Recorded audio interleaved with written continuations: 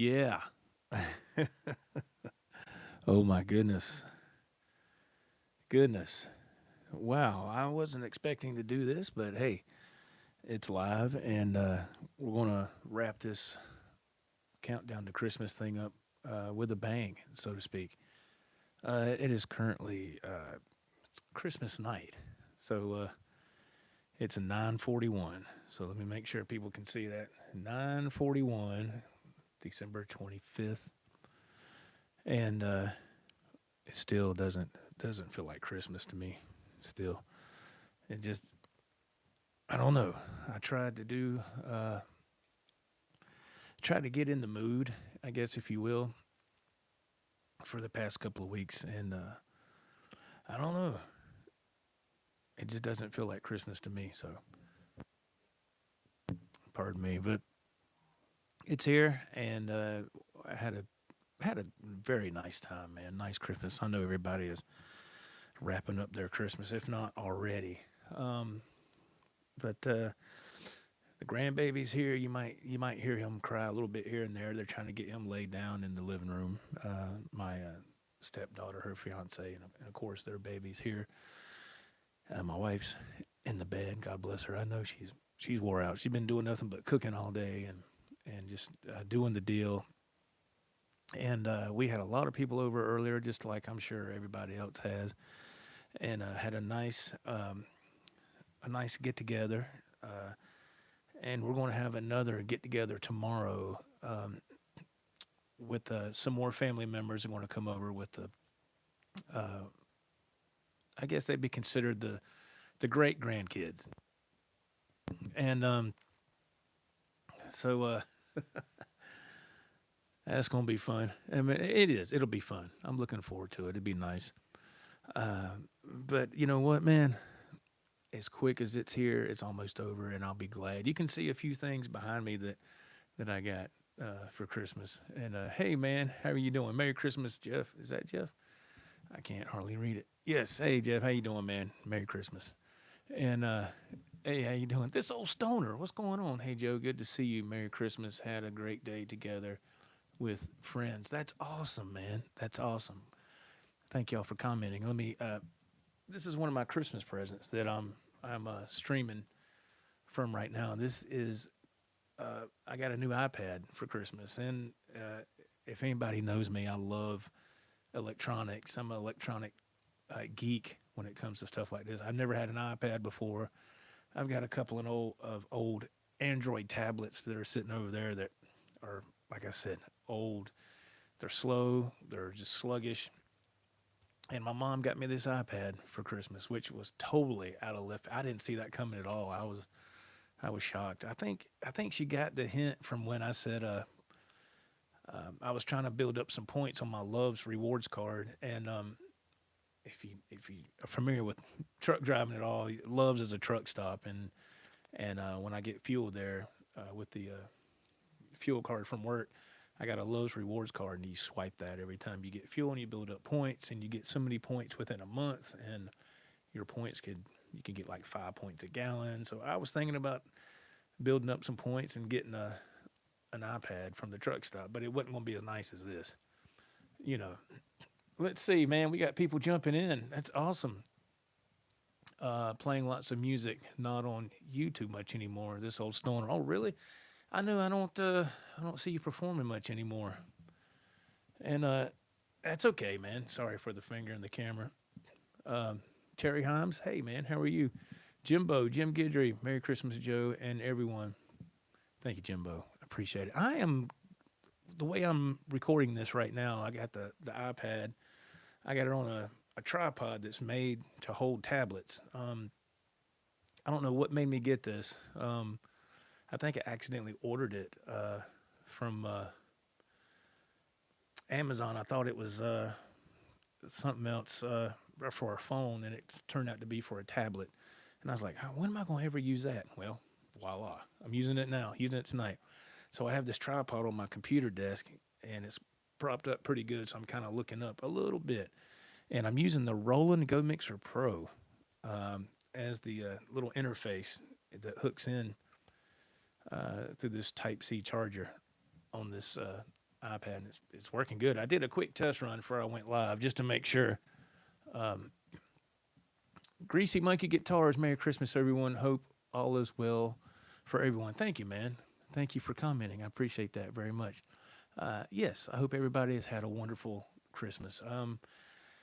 I did the typical traditional kind of deal. Last night, my wife was getting things prepped for tonight's dinner.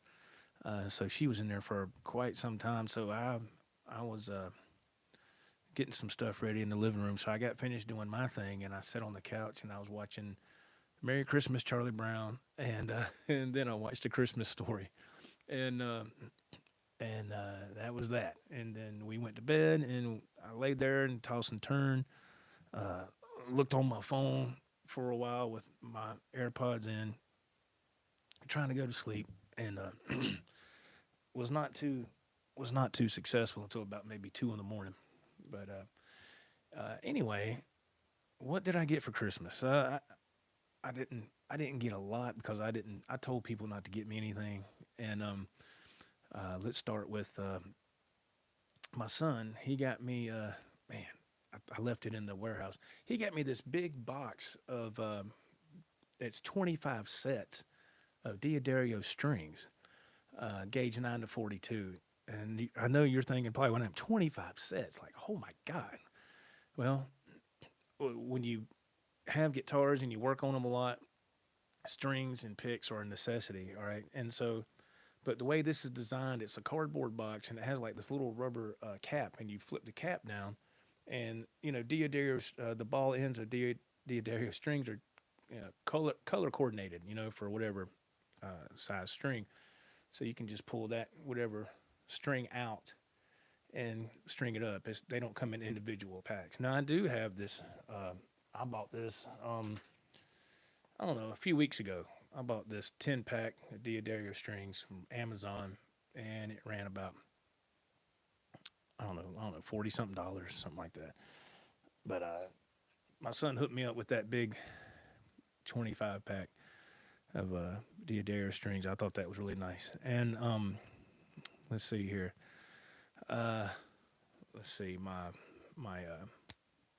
stepdaughter and her fiance, they know I like Home Alone. I mean, I just like watching that movie at the Christmas time, and they got me this coffee cup that says, "Merry Christmas, you filthy animal." I thought that was cool. I thought that was so cool, man. I don't drink coffee, but once in a while I will have a cup of hot chocolate. So I always thought that was awesome. I always loved that part of the movie. I always thought that was cool. Something else my mom got me, my sweet mother, got me a Amazon gift card. You can never go wrong with gift cards, in my opinion. You can never go wrong with that. I think that's one of the best things you can do. Let's see. My stepdaughter and her fiance, they also got me a $50 gift card to Guitar Center. Come on, man, because my wife asked me in the beginning of the month. She said, "Okay, they want to know what you want for Christmas. So what do you want? What do you want?" And I said, "Either a gift card for Amazon or Guitar Center." I said, "Preferably Guitar Center, but either or is fine." So they hooked me up, and I'm about to drop this everywhere. My mom, she does this for me every year. She made me some homemade chocolate chip cookies. Look at that. She makes me a big old tin of these every Christmas, man. And I wish I could just dig into them right now and just eat one after the other. But I can't do that because I'll be in bad shape. So, all right, my wife. What did my wife get me? She got me a nice. They call it a jump box. So if you're out somewhere, and your battery goes dead in your vehicle, you use the jump box and jump off your car. I've had jump boxes before in the past, and they've saved my butt quite a few times. So yeah, greasy, is that greasy monkey guitars, dude? A tin of cookies. I would destroy that. Yeah, and they're homemade too, man. That's the thing about it. My mom can throw down on some chocolate chip cookies, man. She can throw down, so that was very sweet of her to do that. It's a every Christmas thing, man. She does that, a tradition for me every year. I was getting worried because I didn't think she was going to, going to get me any. And also, if you see right there, it's probably hard to tell. It's a Merry Christmas Charlie Brown tin container, and when you there's a button on it, and it's hard to see, but the picture is him holding the little old Christmas tree, him and Snoopy. You press the button, and it does the da da da da da da da. Of course, I can't play it on here. I get copyright claim or whatever. But not that it really matters. But yeah, and my stepdaughter got me that, and bless her heart, she didn't know. She goes, I didn't know you already had one of those from. I think it was 2 years ago. My mom got me one, but I was like, no, that's cool, man. I love Charlie Brown, Snoopy. I love that. I don't know, it's just part of my childhood that I love, along with like Star Wars and the original trilogy Star Wars, not that new stuff. But anyway, so all in all, man, my Christmas was really nice. I mean, I got my wife. She got me that jump box. She got me a. She also got me a $50 gift card at Guitar Center, and a thermometer. So when I'm cooking on the grill, you can check the temperature of the, whatever you're cooking out there. And I think it's pretty fancy. You can somehow hook it up to your phone and get the reading off an app of your phone or something. I have to look into that a little bit more. I'm not quite sure. What did I get her? What did I get my wife? I got her some clothes. I got her some brand new Reebok tennis shoes. And my wife's always been the type to, she'll get her tennis shoes like from Walmart or something in the past. And there's nothing wrong with that. I'm not dogging that at all. I've done it myself, but I just wanted, I want her to have some nice, excuse me, some nice shoes, So I went on Reebok site and got her some shoes.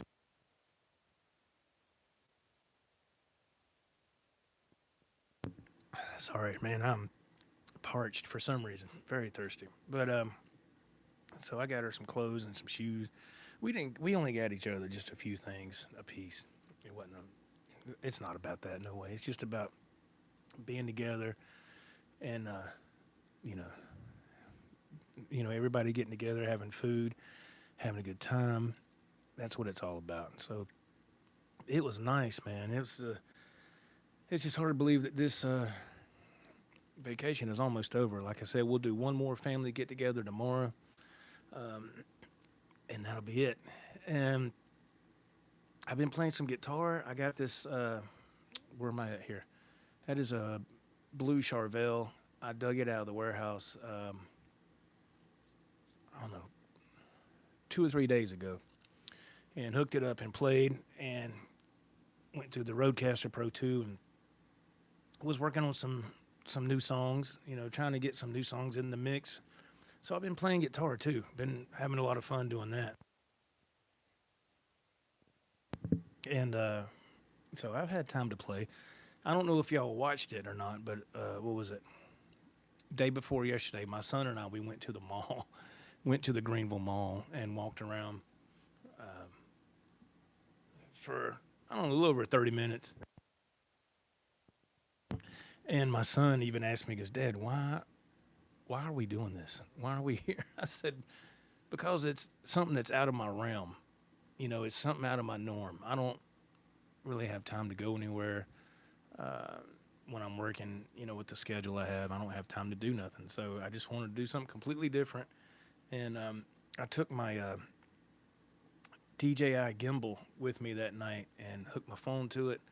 And I just wanted to see if it would be smooth. Because if you've ever used the YouTube streaming app on your phone, and you're moving around like, you're walking or whatever, it's going to be very jumpy, very just, and it's aggravating. So I put it on a gimbal, and I went out there and walked, and I walked a lot, and I have a slight limp on my right foot where I've had 2 back surgeries. So I was very happy with the result, you know. So really, it was just a big old test run with that DJI gimbal that I bought a little over a year ago, and I really haven't had a chance to use it. So I said, this will be a great time to use it. You know, go to the mall, walk around, and I would say 85% of the people that, because that gimbal's about like this. I mean, it's pretty good size, you know. And then you got your phone up here. So I'm walking around, and I have it like chest level. It's not like I'm like, you know, hey y'all, I'm famous. I wasn't like that. So I have it about chest level, and I'm walking, and I got my jacket on. It was cold, and so about 85% of the people were pretty cool. They kind of look, and they just, you know, go about their own business. There was a few people, man, that looked at me like, what the hell is he doing, and what is he holding? I'm like, really? You don't understand what's going on here? This is 2024, man, about to hit 2025. You never seen anybody vlog before, you know, but I just stayed in my own little path. I didn't bother nobody. I didn't ask nobody no questions. I just walked and wanted to see how crowded it was. And the parking lot was super packed, but when you walked inside, the mall wasn't as bad as I thought. I thought it was going to be a lot worse. There might have been, I think a lot of people were congregating in the food court, because I did walk over there. There were some sections that I noticed when I watched the replay that, you know, the signal kind of fades in and out. And I had a couple of people say later, hey, man, your signal kind of did this and that. And I was like, yeah, that's the only bad thing when you're streaming live, when you're out and about somewhere. Everything looks normal in the moment when you're streaming. The only way you're going to know if the signal faded is if when you watch the replay. That's when you'll know. Otherwise, you just keep your fingers crossed and hope that the signal gods are going to be smiling down upon you, right? But yeah, man. So it's been a great week so far. Again, this is Countdown to Christmas Part 6, the finale. I'll put a thumbnail up later. I haven't done it yet. Apparently, obviously, I will do it a little bit later on and get it up here. But I just want to top off this little, countdown to Christmas kind of deal on the night of Christmas. I thought about it earlier. I said, should I go live tonight? It is Christmas night, and I know people are probably not going to be interested, but at the same time, why not? You know, it is titled Countdown to Christmas, you know, so I don't think it would be right if I didn't do it. So here we are. But it's been good, man. It's been really good. It's been cold here. No precipitation. I think it's supposed to start raining tomorrow, I think. Tomorrow, Friday, it's supposed to start raining. And, it is what it is. What are you going to do? What can you do? But I just can't believe we're getting ready to get into 2025, man. That's crazy. That's insane. So Christmas Eve, which obviously was last night, marked my anniversary for when I got my very first guitar. So last night marked 38 years for me. That's crazy, man. That's insane. That's just hard to fathom. 38 years ago last night. So my mom came over here, and we just had my wife, myself, and my mother last night. And I went and picked my mom up and brought her over here. And because, when I was growing up, that was the thing. And I'm sure it was like that with a lot of you out there. And, your parents probably had a Christmas Eve party every year. My parents did. Ever since I can remember when I was just a little kid. And as I got older, man, it was something I really looked forward to. Christmas Eve, you're going to have the party, the Wentz Christmas Eve party. And there's some members of the family that I didn't see except that time of year right there. A lot of cousins and aunts and uncles. And the only time I'd see them would be at the Christmas Eve party at my mom and dad's house, And so it was kind of wild. So that tradition went for many, many years. And then,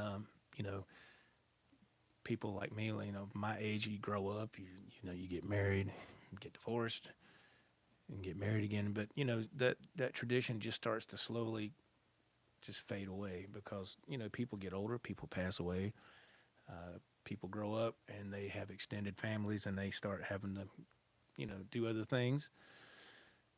So last night I thought, and I said, I need to, which I bring my mom over here anyway. That's without question. But I got her over here, and I looked at my phone. It was about maybe 6:15, and of course it's already dark.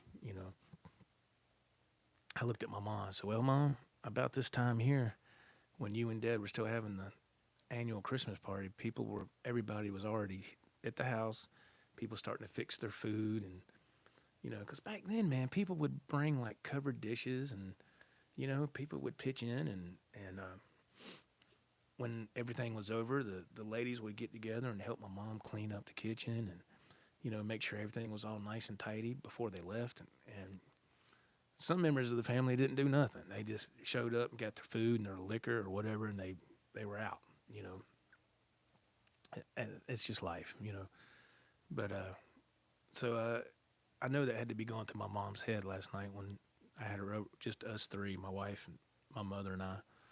And I know she was probably thinking, wow, it ain't, this is nice being with the family, but it's, things change, as time passes by. And it was a little sad because my father isn't here anymore. He passed in 2020, but it was still nice to, have everybody here. And of course, I was thinking about my father a lot. This is the fourth Christmas that he wasn't around, so it's just stuff like that kind of sticks in your head a little bit here and there. But you keep moving forward. Live life and enjoy life.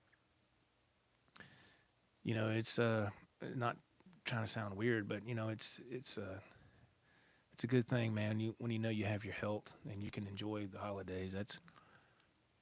That's what it's all about right there. It's not about gifts, But don't get me wrong, it's nice to get things from time to time like this iPad right here. It's a total shocker. Like I said before, I was like, I went to take the paper off, wrapping paper. I was like, what is this? And I was like, it's got some weight to it.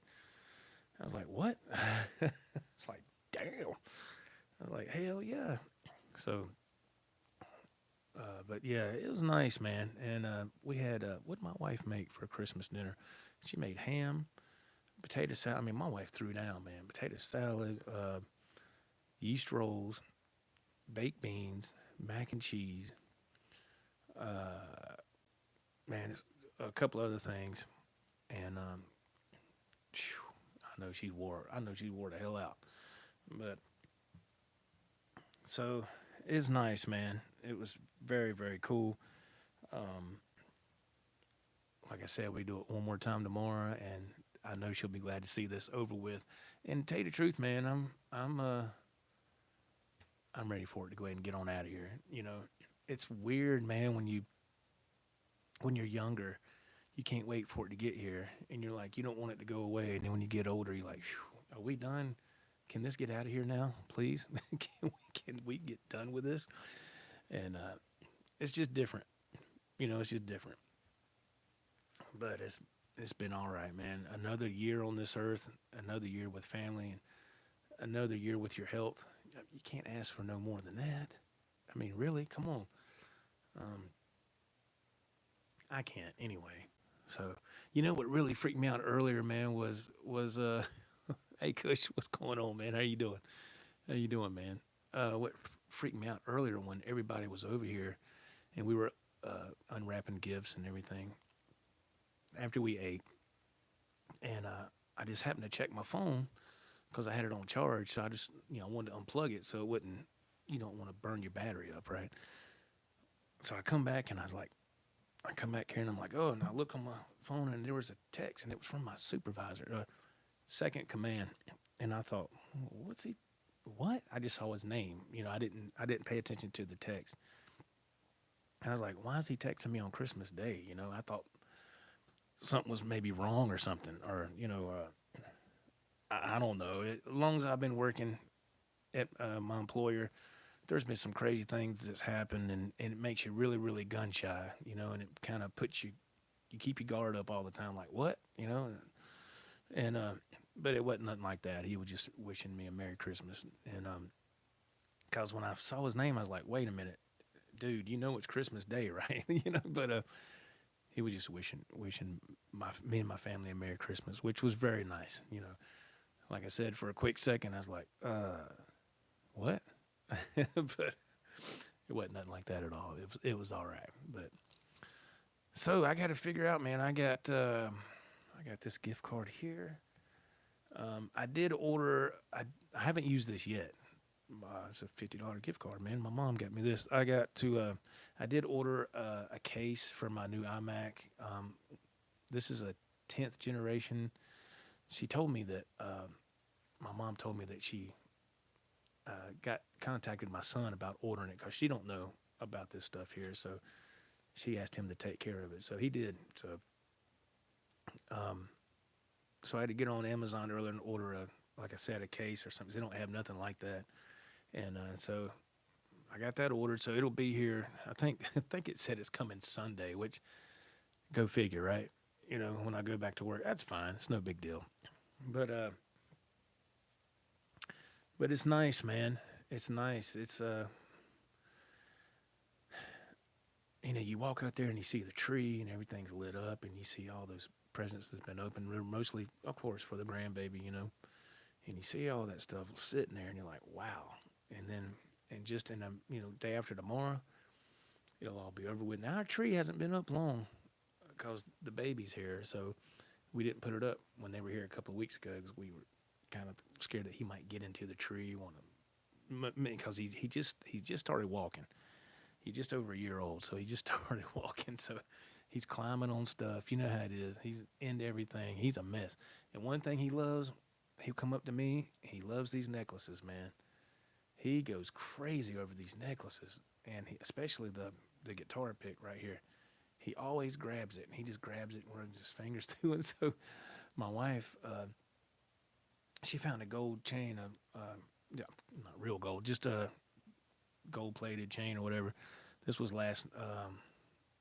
yesterday. This was yesterday afternoon. And she said, hey, I got an idea. She goes, you got one of your guitar picks, say the Joe Wentz project? I said, yeah. She goes, can you put a little hole in it and put this chain through it, and we'll give it to him? I said, okay. And, man, he loves that thing, so she put it on him, and he's playing with it and all that, So that was the best gift we could get. And it's something that we made together, her and I made together. It didn't cost us nothing, And it's the one thing that he's messing with that he enjoys the most. Ain't that is silly, isn't it? That's crazy. But these are the good times, man. These are the good times because he's little. He doesn't quite understand what's going on, of course. You put the presents down there. He doesn't understand how to, take the paper off. And he's kind of like, yeah, okay, whatever. And I told him, I said, yeah, but you give it another year or two, he'll be all in. He'll be all in, and it'll be the moments that you really will cherish, I remember when my son was like that.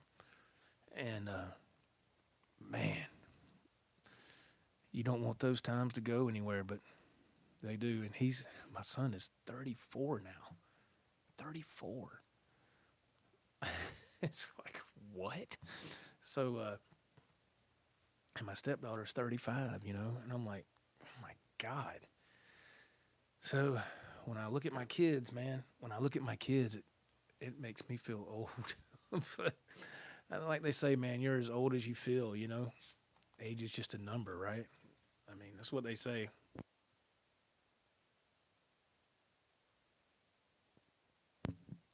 But I think a saving grace for me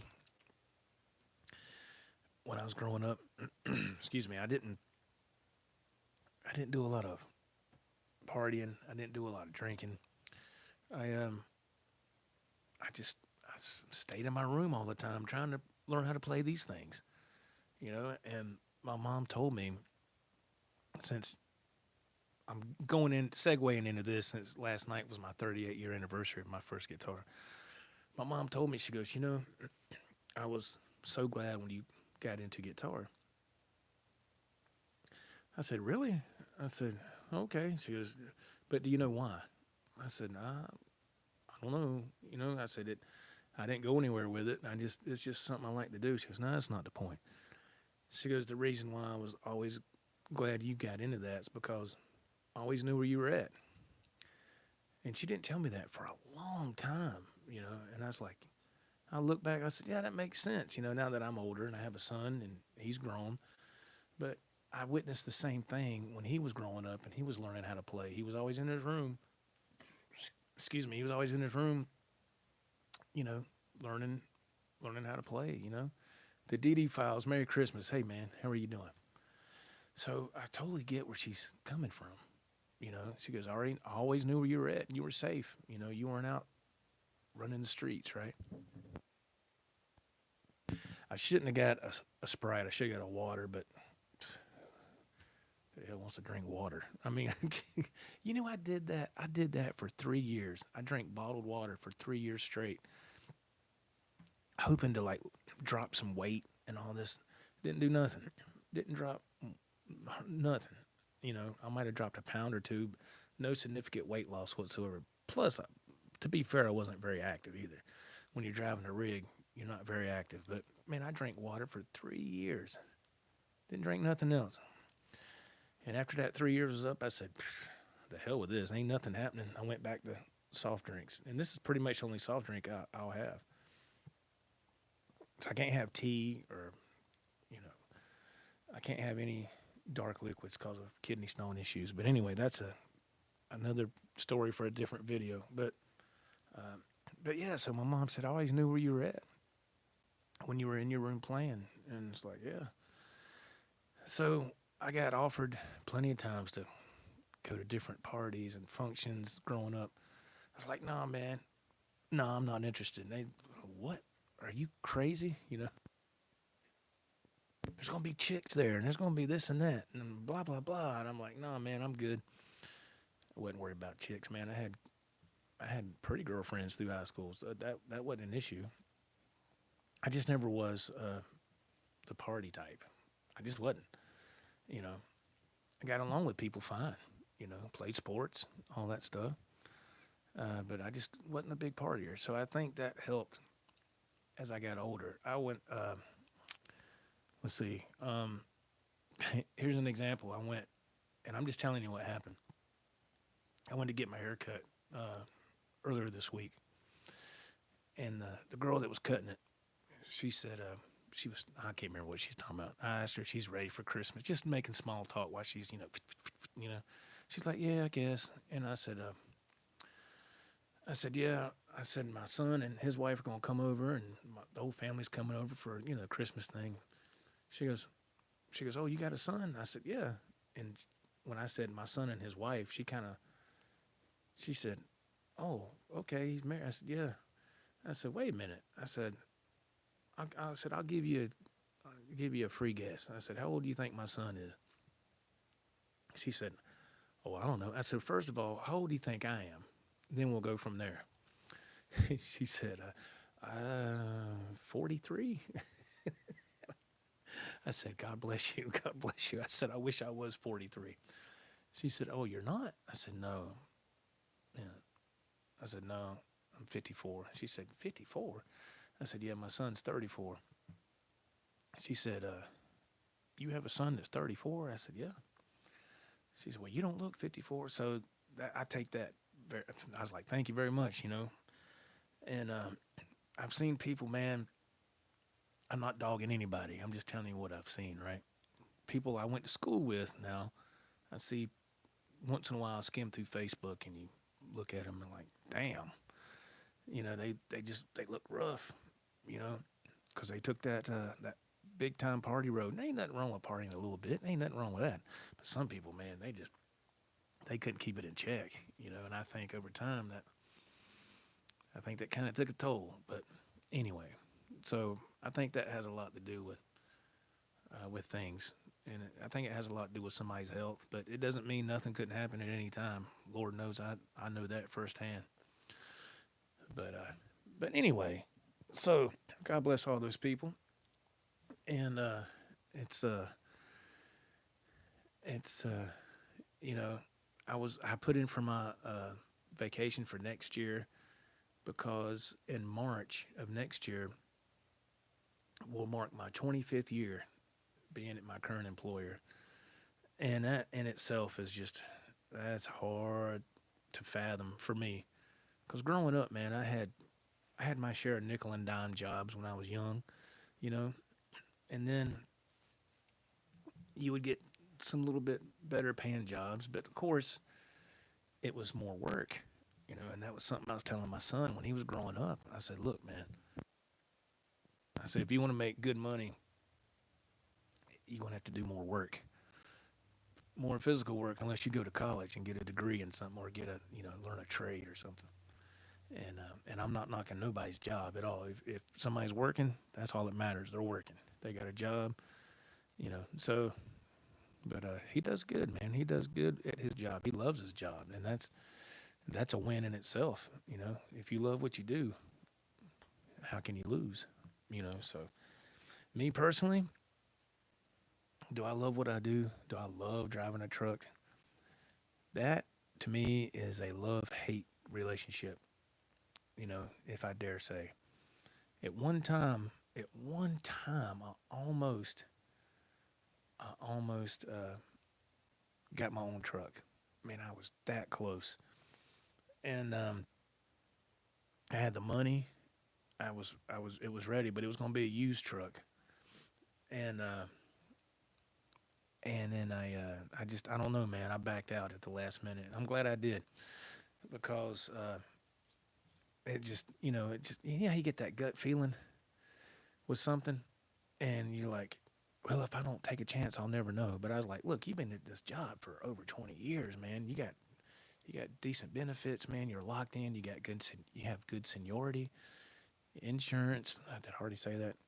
Vacation, stuff like that is almost out the window when you're going to work. You do your own business. I'm not saying that you can't, but it's going to be a lot more difficult, I think, to do that. Is that Brian? Is that Peterson? Mr. Peterson? Merry Christmas, Joe, and everybody here. How you doing, Brian? Thank you for being here, man. Thank you for commenting. I appreciate that. And to all who have commented on the hardwire guitar pedal video, man, thank you so much to people who took the time to watch that and the Guitar Center video. I was really shocked at the views on that, man. And Guitar Talk Universe, what's going on? Quentin, how you doing, man? How are you? Hope you're doing well. Merry Christmas. Merry Christmas to everybody this evening as we wrap up this countdown to Christmas. Episode 6. Yeah, I think I got that right. But yeah, thank you to everybody who's checked out that hardwire pedal video. I just wanted to do a video about it because it's a great pedal. I hope what I did on the video comes across very well. I think it does if you're wearing headphones. I think it's a good representation. R2, R3 Locking, a friend of mine that I met on here, he bought the pedal, and he also liked it. He liked it a lot. He sent me a personal message a few days ago. He said, "Oh man," he goes, "Dude, I love that pedal. That hardwire stereo chorus pedal is, is amazing." I said, "I told you, man." But again, I believe in giving credit where credit is due. That was brought to my attention by my friend Jimmy Biter. He brought that to my attention, and he brought the hardwire stereo chorus pedal to my attention and the Mimic. So I would have never known nothing about those pedals if it wasn't for Jimmy. So Jimmy, if you're watching, Jimmy kind of disappeared, man. I don't know. I hope everything's okay with Jimmy. I haven't heard from him in a long time. He just kind of vanished. I know he's doing a lot on other channels, but Leo Metal Guy, what's up, man? How are you doing, Leo? Nice to see you, man. OP Nation, what's going on? But yeah, Jimmy is the one that brought that to my attention, and so I have him to thank for that. So, and I love the pedal so much that I bought me an extra one. When I got the first one, I think it was a week later. I went on Reverb and bought another one, and I looked him up. I looked him up a few nights ago, and there's maybe only 4 listed. It might be different now, but I think there's only. I think I counted 4 that were listed. I was like, wow, dang, those things. And there was more than that at one time. No, sir, Leo, I won't be jamming tonight. No, I'm using a different setup, man. If you just joined in, Leo, Joey, I'm using the Roll and Go Mixer Pro. I'm using this new iPad that my mom got for me for Christmas this evening, and I just wanted to stream live on the iPad and see the quality. And this is only my second Apple product. Of course, my iPhone is my very first Apple product I got back in May of this year for my birthday, and then my mom got me this iPad, and so I'm using the Roll and Go Mixer Pro to run my mic through and hook up to the iPad, and I just thought I would stream, just do a simple stream tonight, and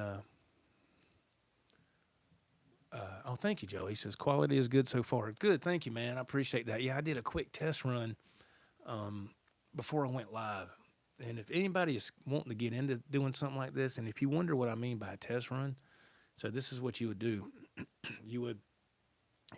Whatever you're using, it don't matter if you're using EVMux or StreamYard or streaming from your phone.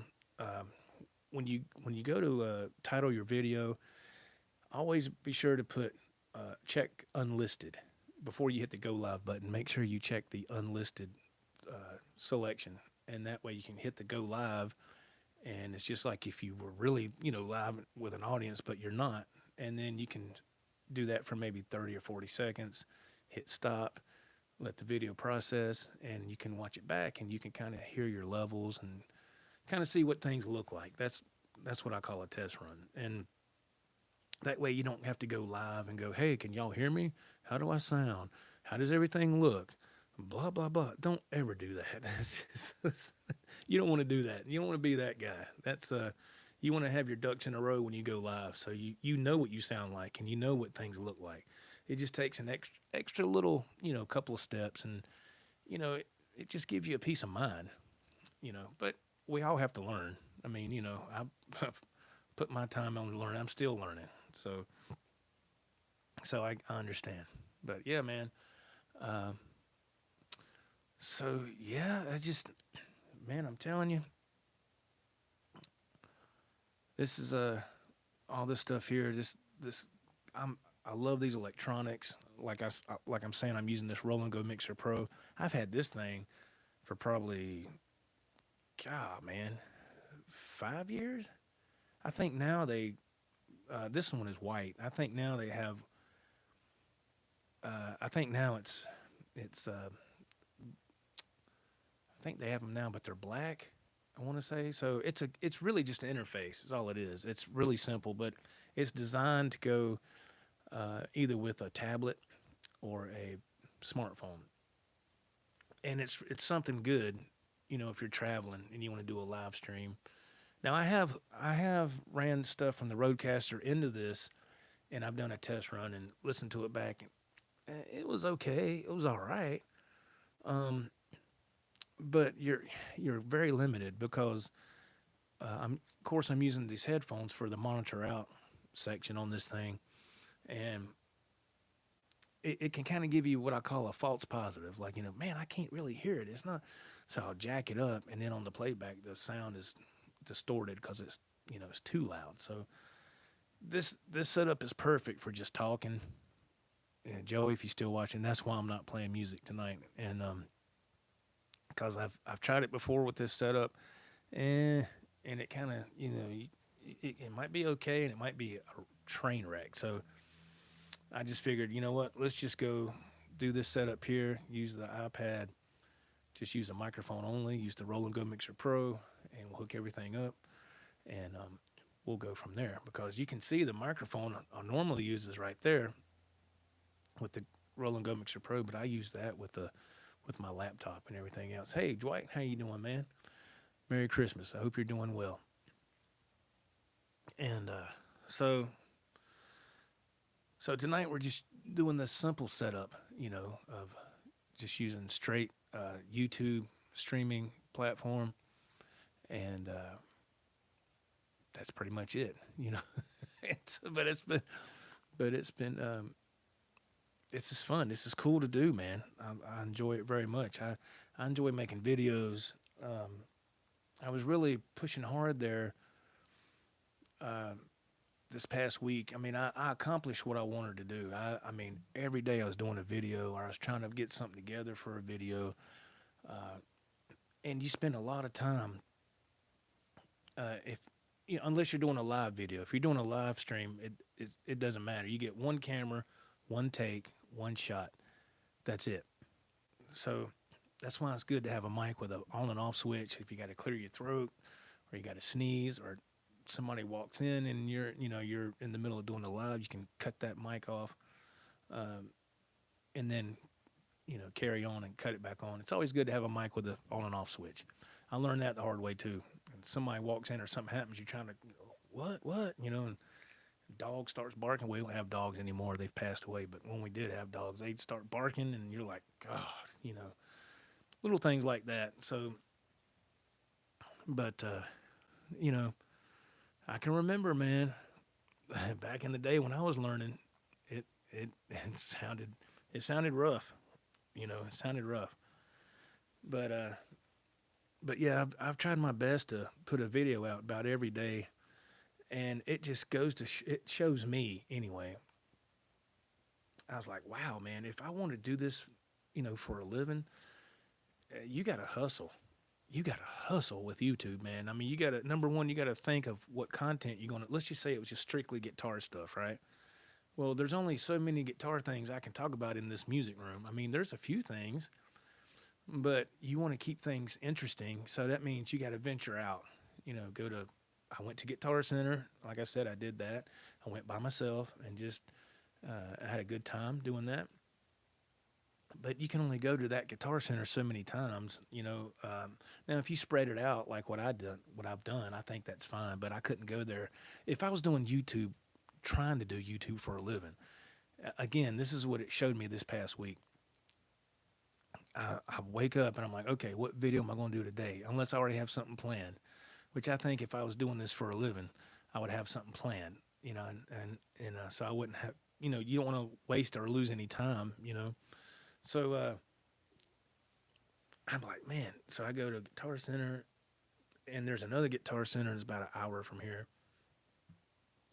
and that's about the only Guitar Centers around here. So then after that, I'm like, okay, what do I do then? So it's so doing these videos this past week hasn't been easy. If you want to try to keep things kind of fresh, you have to really think about your subject matter and try to, okay, if I'm going to pre-record a video, that means I need to edit and try to make it look good as I can. Because, man, there's a couple of other channels, and it's not even guitar stuff. It's different subject matter altogether. I'll watch that. I'm just watching to see how their editing is, so I can maybe be inspired. Because editing is something that I love to do, but, man, it's time-consuming.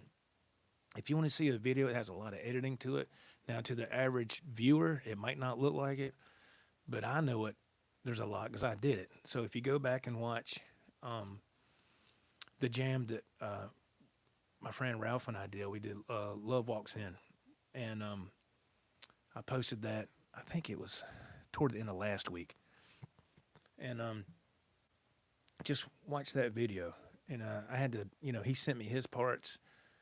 Through email. He sent me his video. He sent me the audio. Of course, the the backing track. And then I use 2 cameras, so that's 2 different video clips. You got to chop that stuff up, and you got to sync everything up, and then the finished product, and hope that everything is synced up. And so, it took me a long time to get that edited. And I think the song's like, 5 minutes, something like that. But I enjoyed it. It was fun. And that was the kickoff before I was on vacation. So then I told my wife, I said, I want to go to Guitar Center. I want to, let's see, there was I want to go to the mall and do a live stream there. And she was fine with it, man. She's like, okay, go ahead. Just, you're on vacation, do your thing. And but I stayed busy all week. And then like last night I didn't do anything. Of course, it's Christmas Eve. I'm not doing no video stuff. And tonight was, almost didn't do this. I was just that close to just say, nah, man. But everybody settled down for the night. Christmas is pretty much over. They're in there chilling out, and my wife's laying down, and I'm trying to stay up a little longer because my work schedule is it's third shift, right? So this past week, man, I've been going to bed at like 9:30, 10 o'clock, and man, it's nice to feel normal for a week. Go to bed at 10, 11 o'clock, wake up about 8:30, and I feel good. But then when it gets close to going back to work, I'm like, oh my God, there's going to be that night I have to stay up all night so I can get back on that schedule. And that's hard to do. I think I got a question in the chat here. Is that Michael Curtis? He says, what kind of cameras do you use? Yeah, man. When I'm doing a pre-recorded video, they're not in the frame right now. They're kind of off to the side. I use the Zoom Q2N, and they're 4K. And they're reasonable. I got I have two of them, and they're on have their own tripod stand. And what I do, man, I have a power, I guess you call it a power brick or whatever, and it has two USB inputs on it. So to save from it pulling power from my laptop, I plug those cameras USB into that power brick, and then so they'll power the cameras.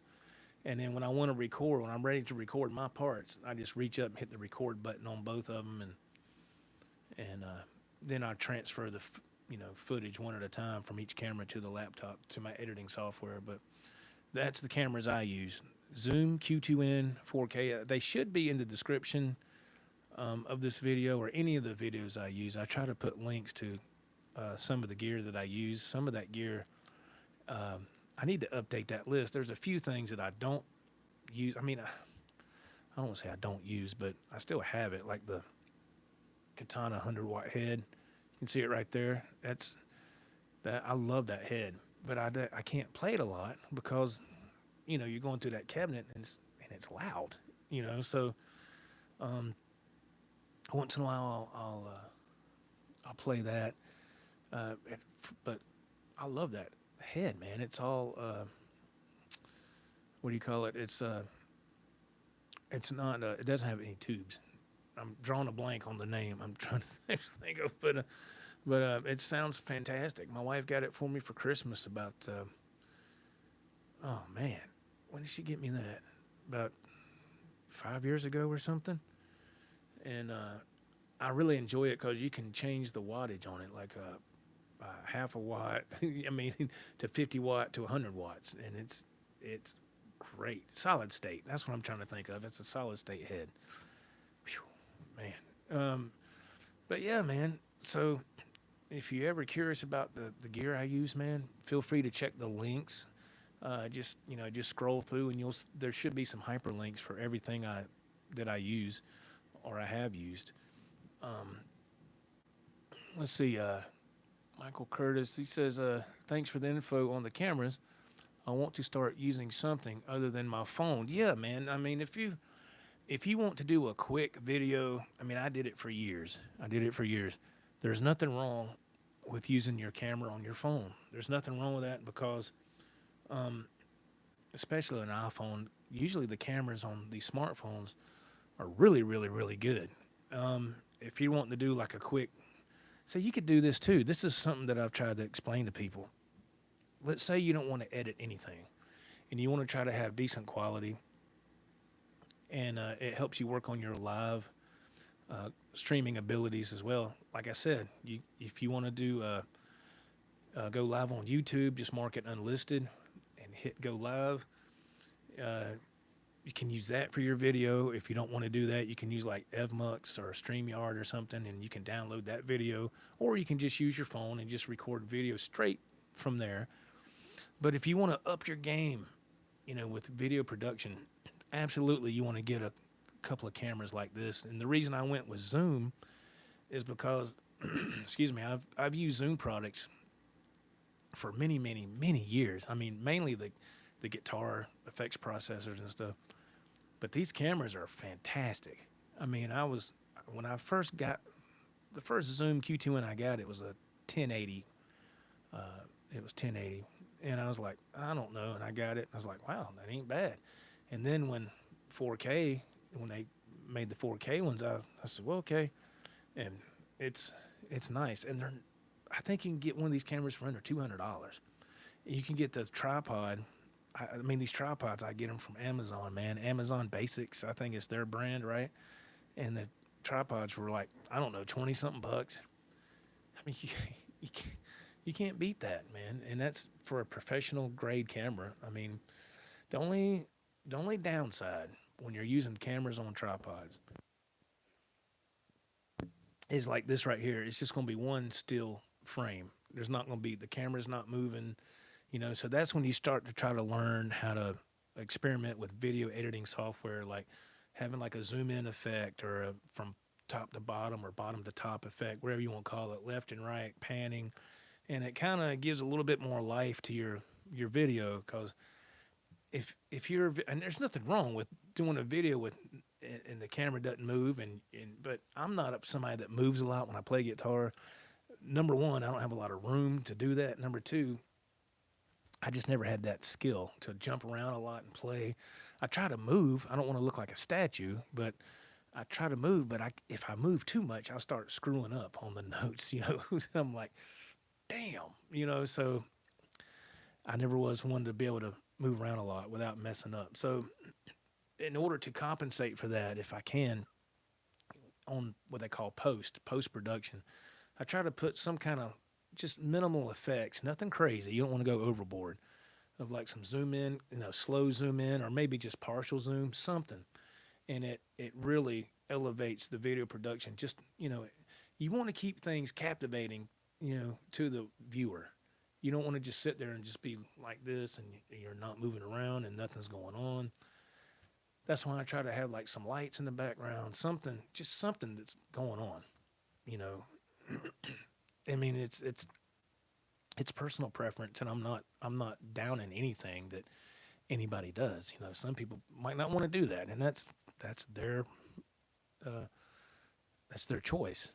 But for me, I've found that if you just add a couple of things to try to help elevate your production just a little bit, because it's just me, it really helps. Now, if I had somebody to film and they can move around, it brings it up even another level or two, a couple more notches, if you will. And it makes a difference, man. It makes a difference. You watch a video of somebody just standing still and there's no movement with the camera whatsoever, and see how long you watch that video. Unless the person's, just mind-blowing guitar player, which there's a bunch of those on YouTube. I'm not one of them. I'm far from that. But I just love video production, and I'm still getting my feet wet. So I'm still learning, but I'm just telling you things that I've experienced in the past, with doing videos and, trying to make them a little bit better if I can. I've seen some channels that do just what I call a one take, and that's it. And they and there's nothing wrong with that. But if you're gonna go for one take, you better have your stuff together, man. Have your stuff together and practice the song a lot, so you don't. It's human nature that you're gonna have foul ups in it. That's just, I think that happens to anybody, but Lord knows it happens to me a lot. But if you're gonna be a one take kind of guy, you might want to brush up on that. That's why I try to go live playing songs, because it it kind of forces you to be in a different mindset. Like, all right, I don't care if it's 5 people watching or 500 people watching. If you're playing live, you're out there, and there's no retakes. This is it. So what you see is what you get, you know. And I think I think it's good for a musician or an artist to do things live, man. To kind of go out of your safety zone from time to time. I think that helps. You know, I think it's a good thing. If you always rely on a crutch, you're never going to go past that safety zone. You're going to just kind of stay where you're comfortable and like, oh yeah, I don't want to, you know. And again, to each his own. I'm not dogging anything, but if you push yourself just a little and play some music live, man, work on getting your setup. You know, work on getting that where it's decent. You don't want to get on here and everything sound underwater. That's why I left StreamYard, because if the stuff you're using, if it's fouling up on the internet side of things, you know, there's nothing you can do about that. All you can do is what you have, your equipment you have to work with. But I left StreamYard because I kept getting that underwater kind of thing, and it sounded normal on my end, but then I'd watch the playback and I sounded like total garbage because StreamYard kept screwing up and it wasn't very compatible with my laptop. I didn't realize that for a long time, and I went to EVMux and I was like, oh, thank God, you know. So big shout out to R2R3 Locking Nut that helped me out with that. And so there's a bunch of different services you can use to stream live, and you know, it just depends on what you're comfortable with. Like I said, I use EVMux. I've been with them for close to a month now, maybe 3 weeks, and I pay $49.99 a month. That's what I was paying at StreamYard before they started to jack the prices up and the quality was getting worse. But with EVMux, the $49.99 a month plan is when the audio quality kicks in. So you got the free, you got the $20-something a month, and then you got the $49.99, and then I think after that it's $100, and it goes from there. But the quality kicks in at $49.99, and it doesn't. The audio quality doesn't get any better no matter how much higher you go. So at $49.99 a month, you're good. You know, if you want to do something like that. But, you know, get you a Zoom Q2N 4K, get you one of those, and get you some video editing software if you want. It doesn't have to be something like this. You can use something, another kind of interface or something. I got some of that listed in my links below. You know, if you want to get like $100 interface, the quality is, you know, it's not going to be the greatest, but it's okay. If you've never done it before, take baby steps, man, and learn. And you know, you'll be glad you did later. It takes time. It takes time to learn it. You know, it can be frustrating. I'm just being honest with you. If you want it to be right, you know, if you're wanting to do this kind of thing and play music, you know, it's going to take some time. Unless you have somebody to really walk you through, which I've been fortunate with that in the past, with people helping me here and there. But at the end of the day, man, it comes down to me coming in this room and tinkering around with stuff for hours and hours.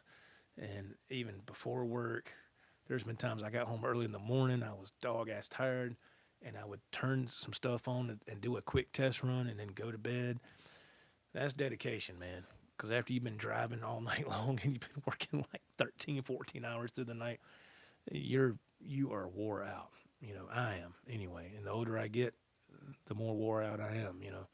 But, and push yourself a little, you know, here and there. Push yourself a little, man. And, you know, don't be afraid. You know, it's if you want to express yourself musically, you know, it's good for your soul, man. You know, you don't have to get on here and try to be a hot shot. You know, there's a bunch of those on YouTube. A bunch of guys that get on here and show off how fast they are and how many notes they can do. That don't impress me none. You know, I mean, it doesn't. I mean, if you can do that, that's great. I think that's awesome. But there's more to guitar than just, you know, there's more than that. You know, you put that against somebody with a lot of feeling, that's not going to last. The really 100 notes per second ain't going to last. It's cool, you know, and I think it's impressive, but that only takes it so far, you know. You got to have some melodicism in there somewhere. You have to, or it's gonna fade quick, you know. My 2 cents. Michael Curtis says, I want to get one of those pad things with crazy, funny sound effects. I think those things are hilarious. Oh, you talking about this right here? This is the Rodecaster Pro 2.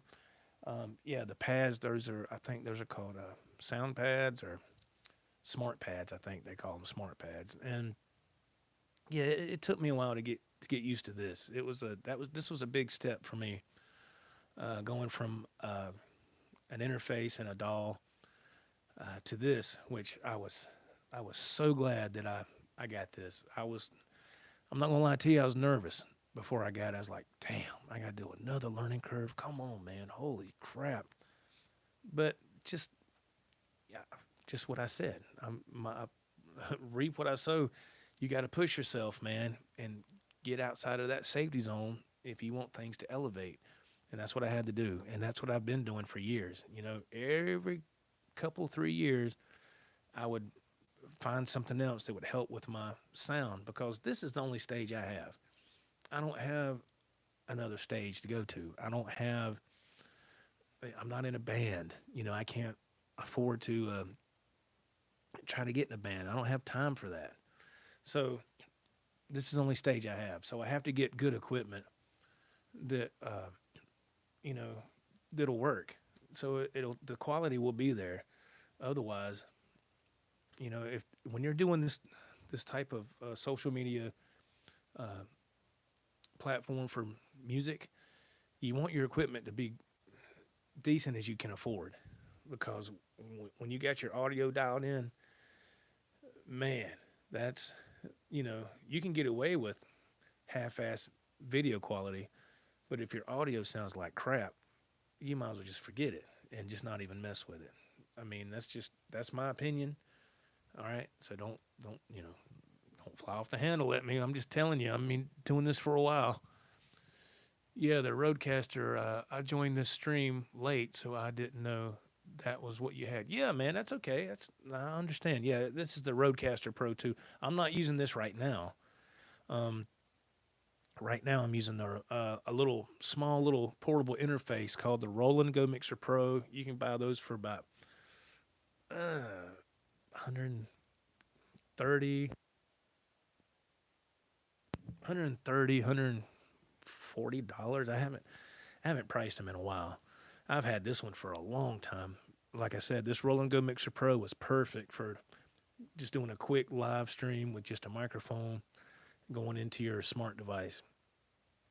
But yeah, man, if you want to elevate your game, it depends on how bad you want it. You know, there's no sense in spending a lot of money for equipment if you're not going to take the time to learn it and you're not going to take the time to use it. You might as well just save your money and just plug your guitar up to an amp and just play. You know what I'm saying? You know what I'm saying? I'm just my opinion. And is that Wade? Hey, man, how are you doing? Merry Christmas. Is that Mickey? Is it Mickey? Mickey Ignite? Yeah, man.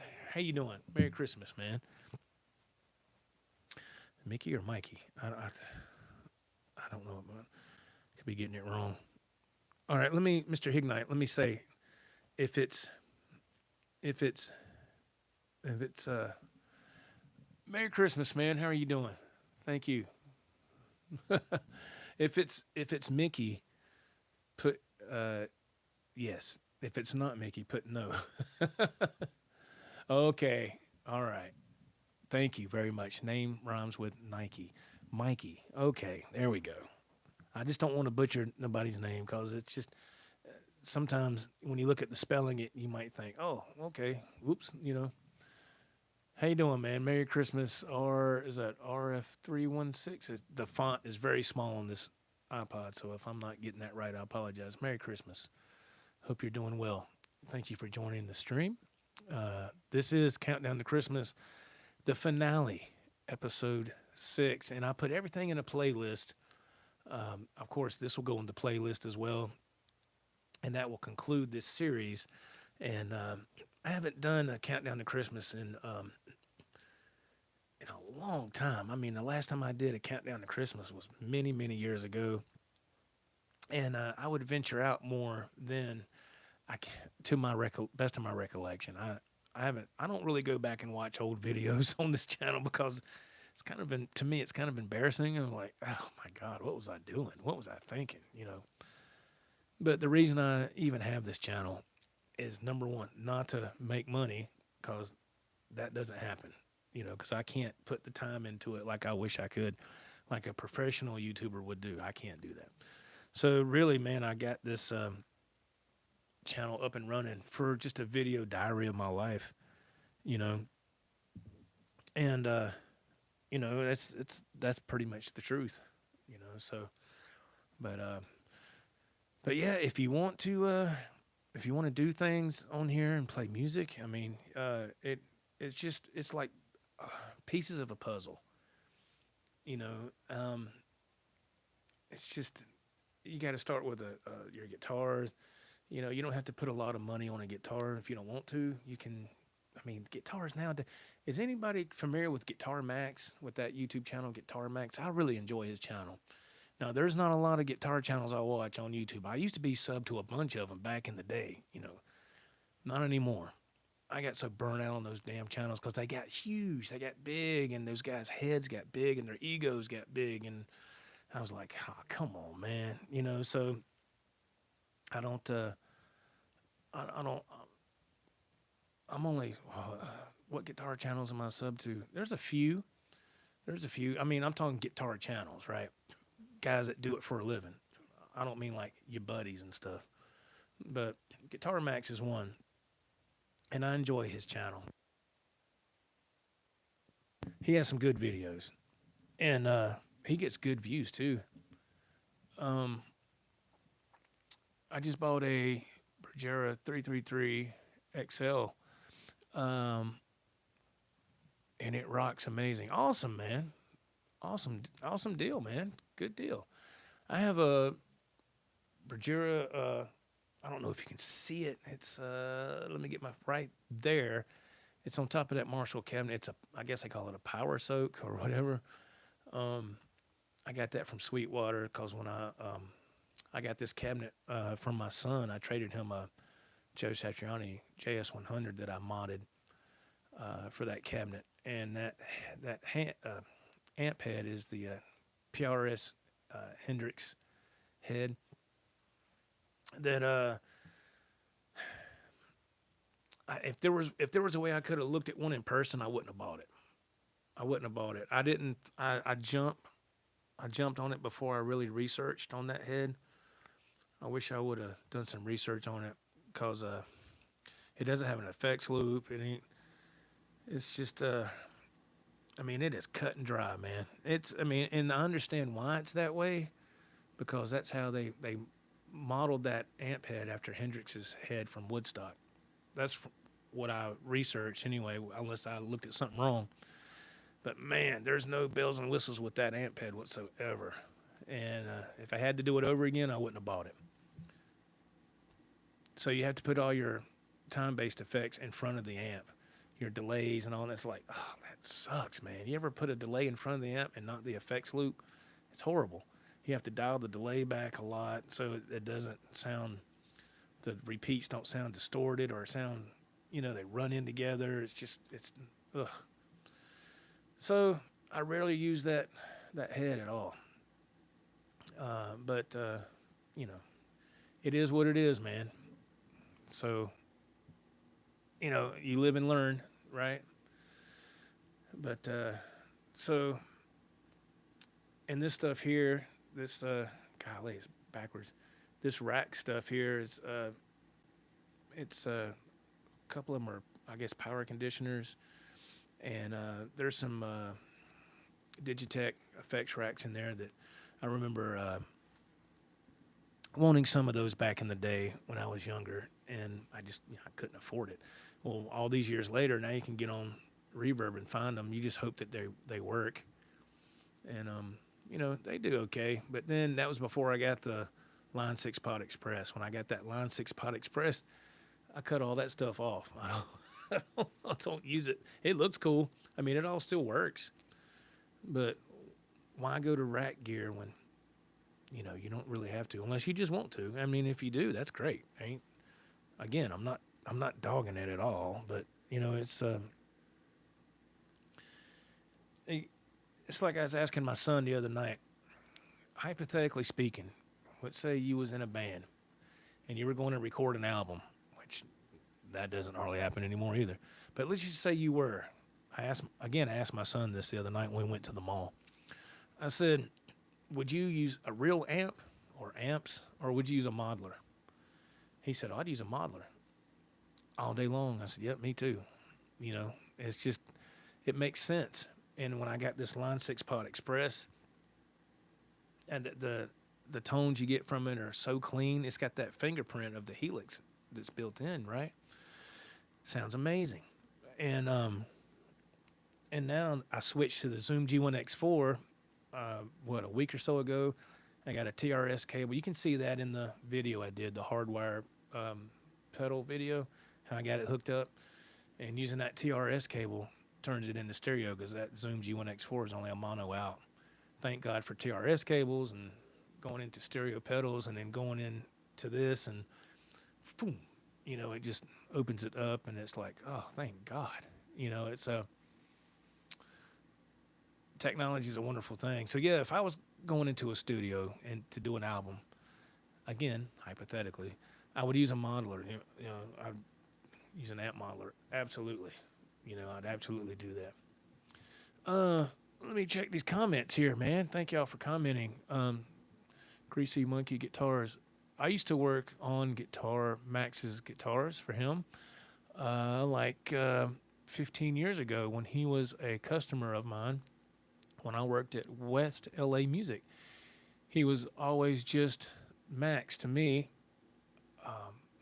And on his Speed Force CD, he put my name. Well, that's nice, man.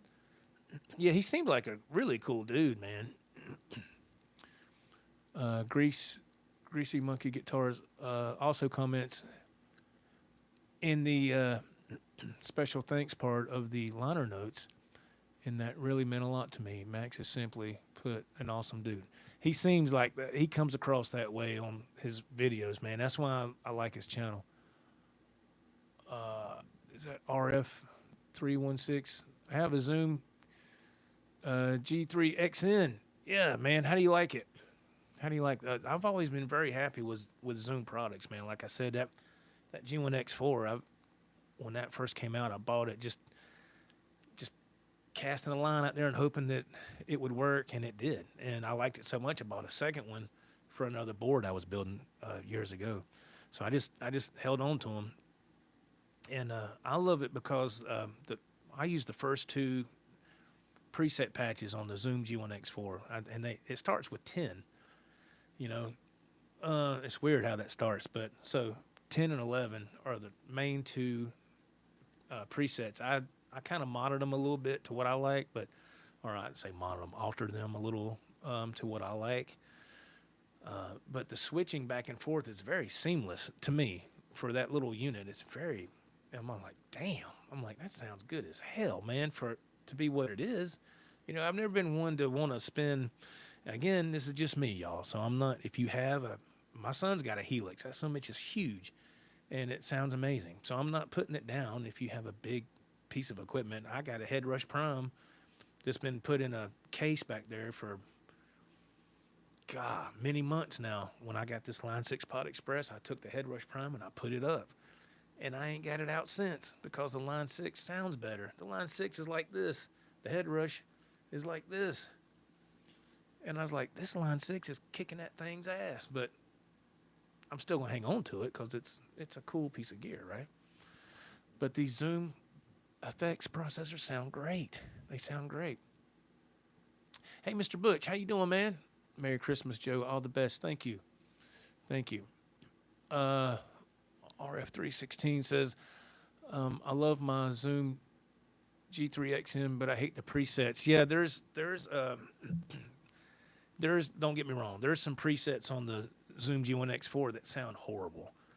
That's why, to me, the first two that I altered a little bit they sound amazing. The other ones, I don't use none of the other ones.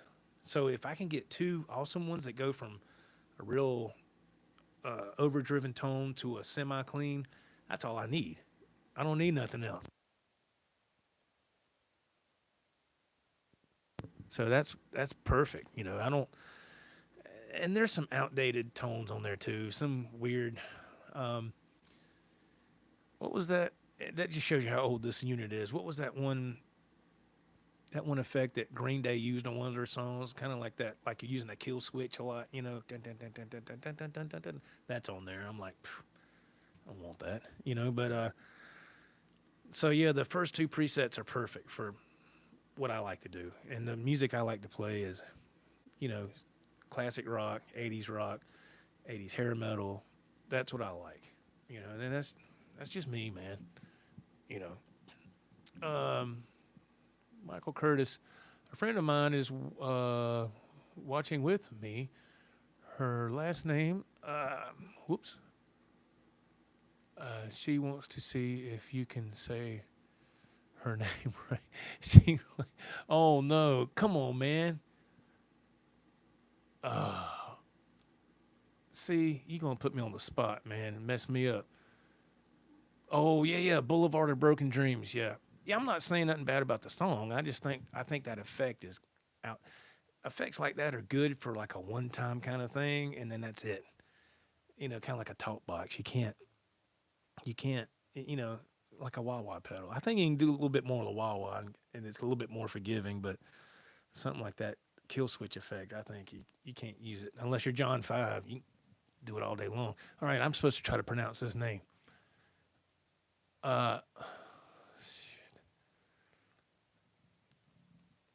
Insinger? I don't know. You have to let me know in the chat. Either yes or no, or close. Can I at least get, like, in horseshoes, can I get close? And will it work? I don't know. Mr. Mick, how you doing, man? Merry Christmas. We're just talking, Mr. Mick, talking about things I got for Christmas, past Christmas memories, and 10 points. Bingo. Oh, I got it. Oh, too bad my applause button ain't worked. Oh, thanks, man. Good deal. Okay, good. Yeah, man. Well, thank you, Mr. Curtis. Appreciate that. You will now receive an Amazon gift card for $10,000. Thanks, Mr. Curtis. Appreciate that, man. That's a hell of a Christmas gift. He's like, wait a minute. This is going too far.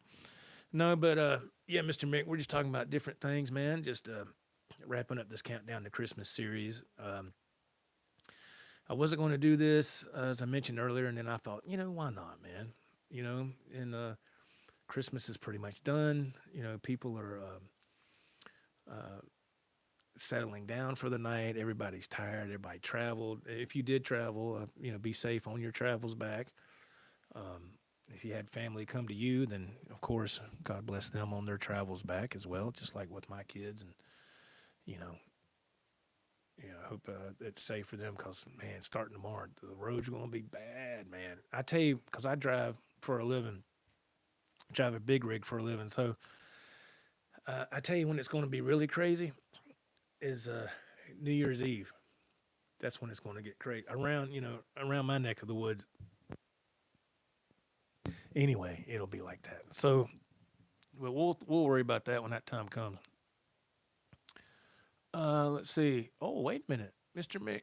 Cool, man. Got me a Ibanez. Oh, no. Are you serious? I got me an Ibanez RG550 Desert Sun Yellow. Congratulations, man. That's awesome. I love Ibanez guitars, man.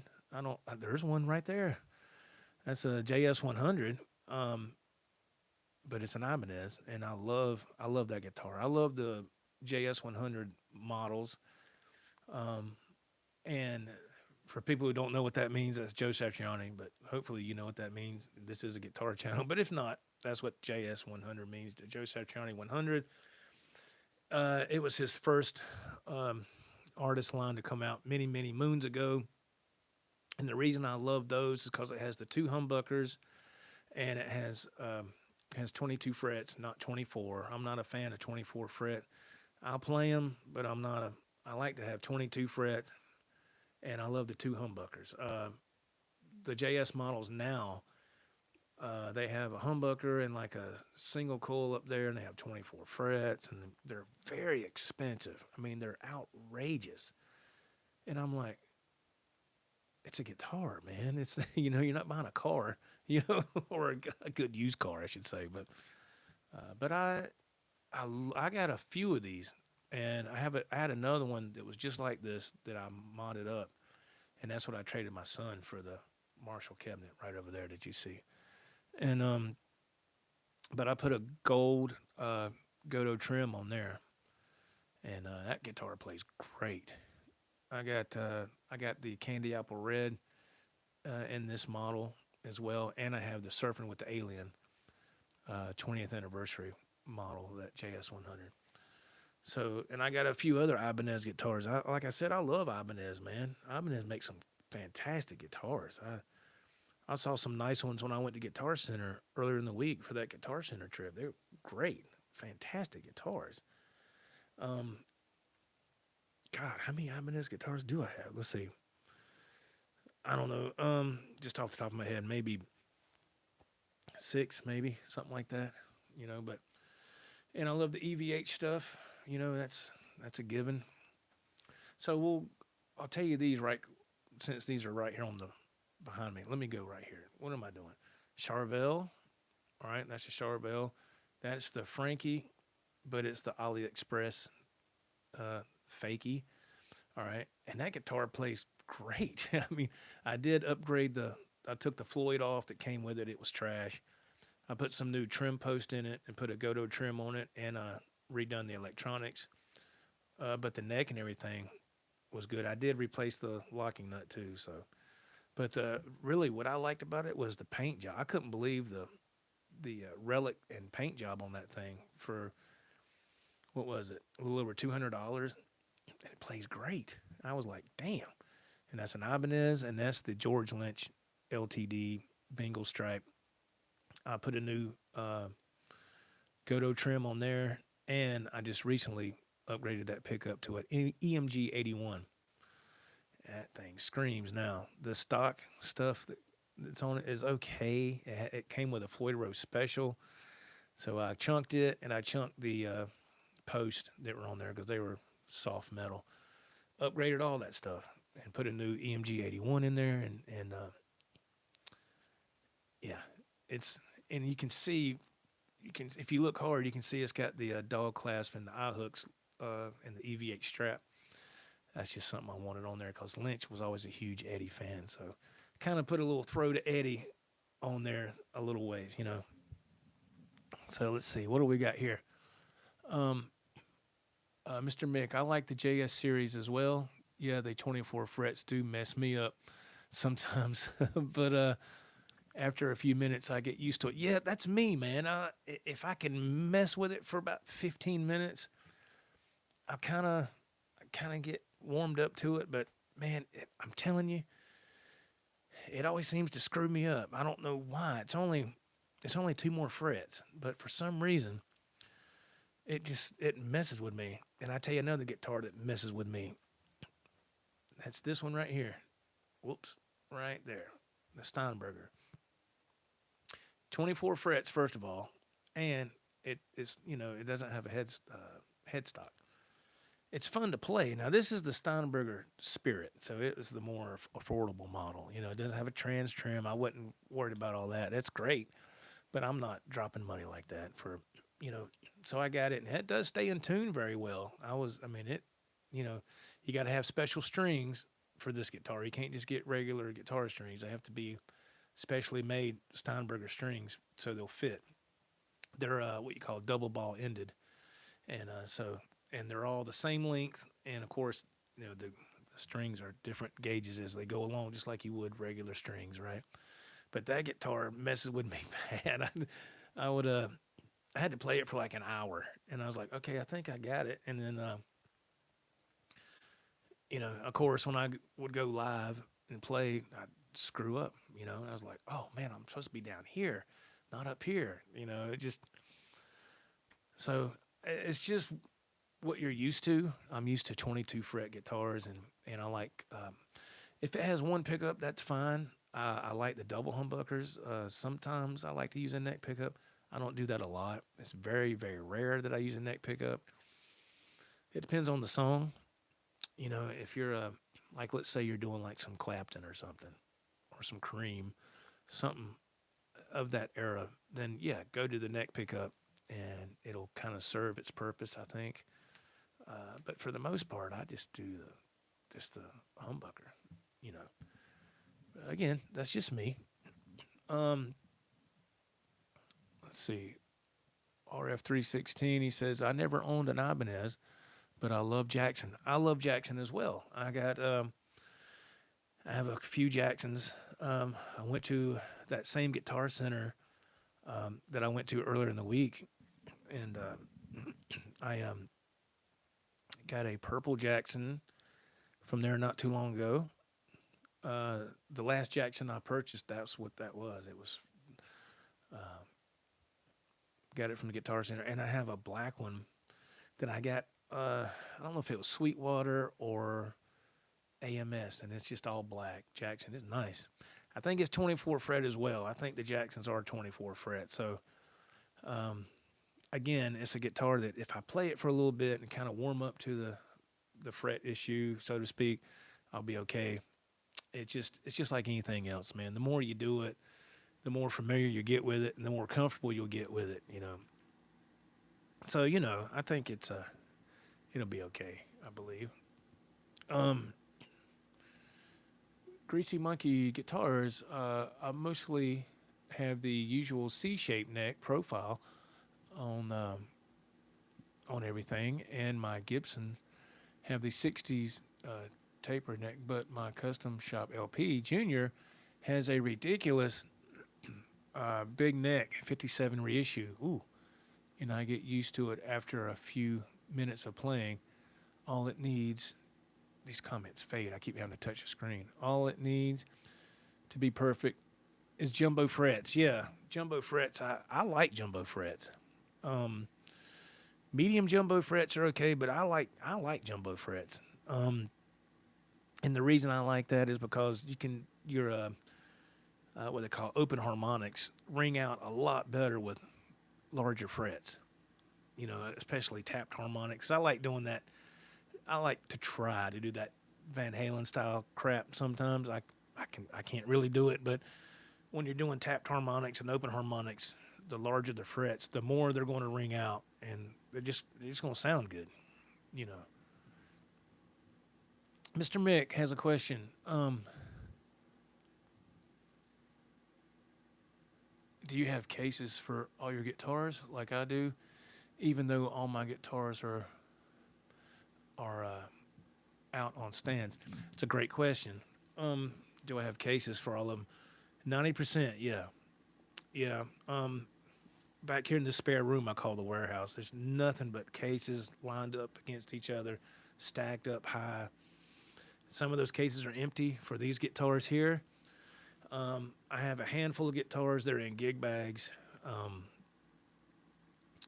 But for the most part, everything has its own case. For me personally, I like my guitar or my guitars to have their own case.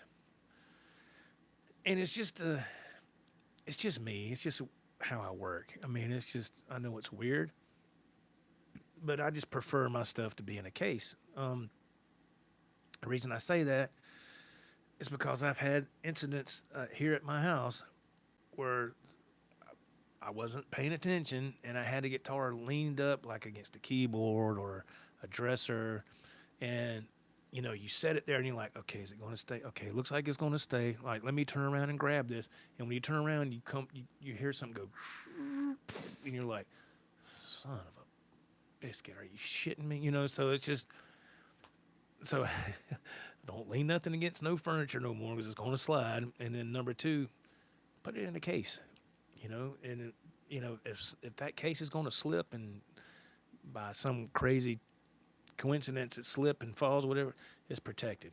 Gig bag, yeah, you're protected, but not as much. Now, that's been my experience. I'm not saying that'll, you know, that it's going to be like that for everybody. That's just been my experience. And for me, you know, I work hard to make my money. So I want these things protected. I don't want to see them fall and get dinged up or, God forbid, a headstock crack or break. And, you know, I would be very upset. And I'd be upset at myself. You know, there's nobody else to blame but me. Let's see here. Did you buy all of your gear like I have? Yes. Yes. Yes, sir. I buy all my gear. Yes. Oh, yeah.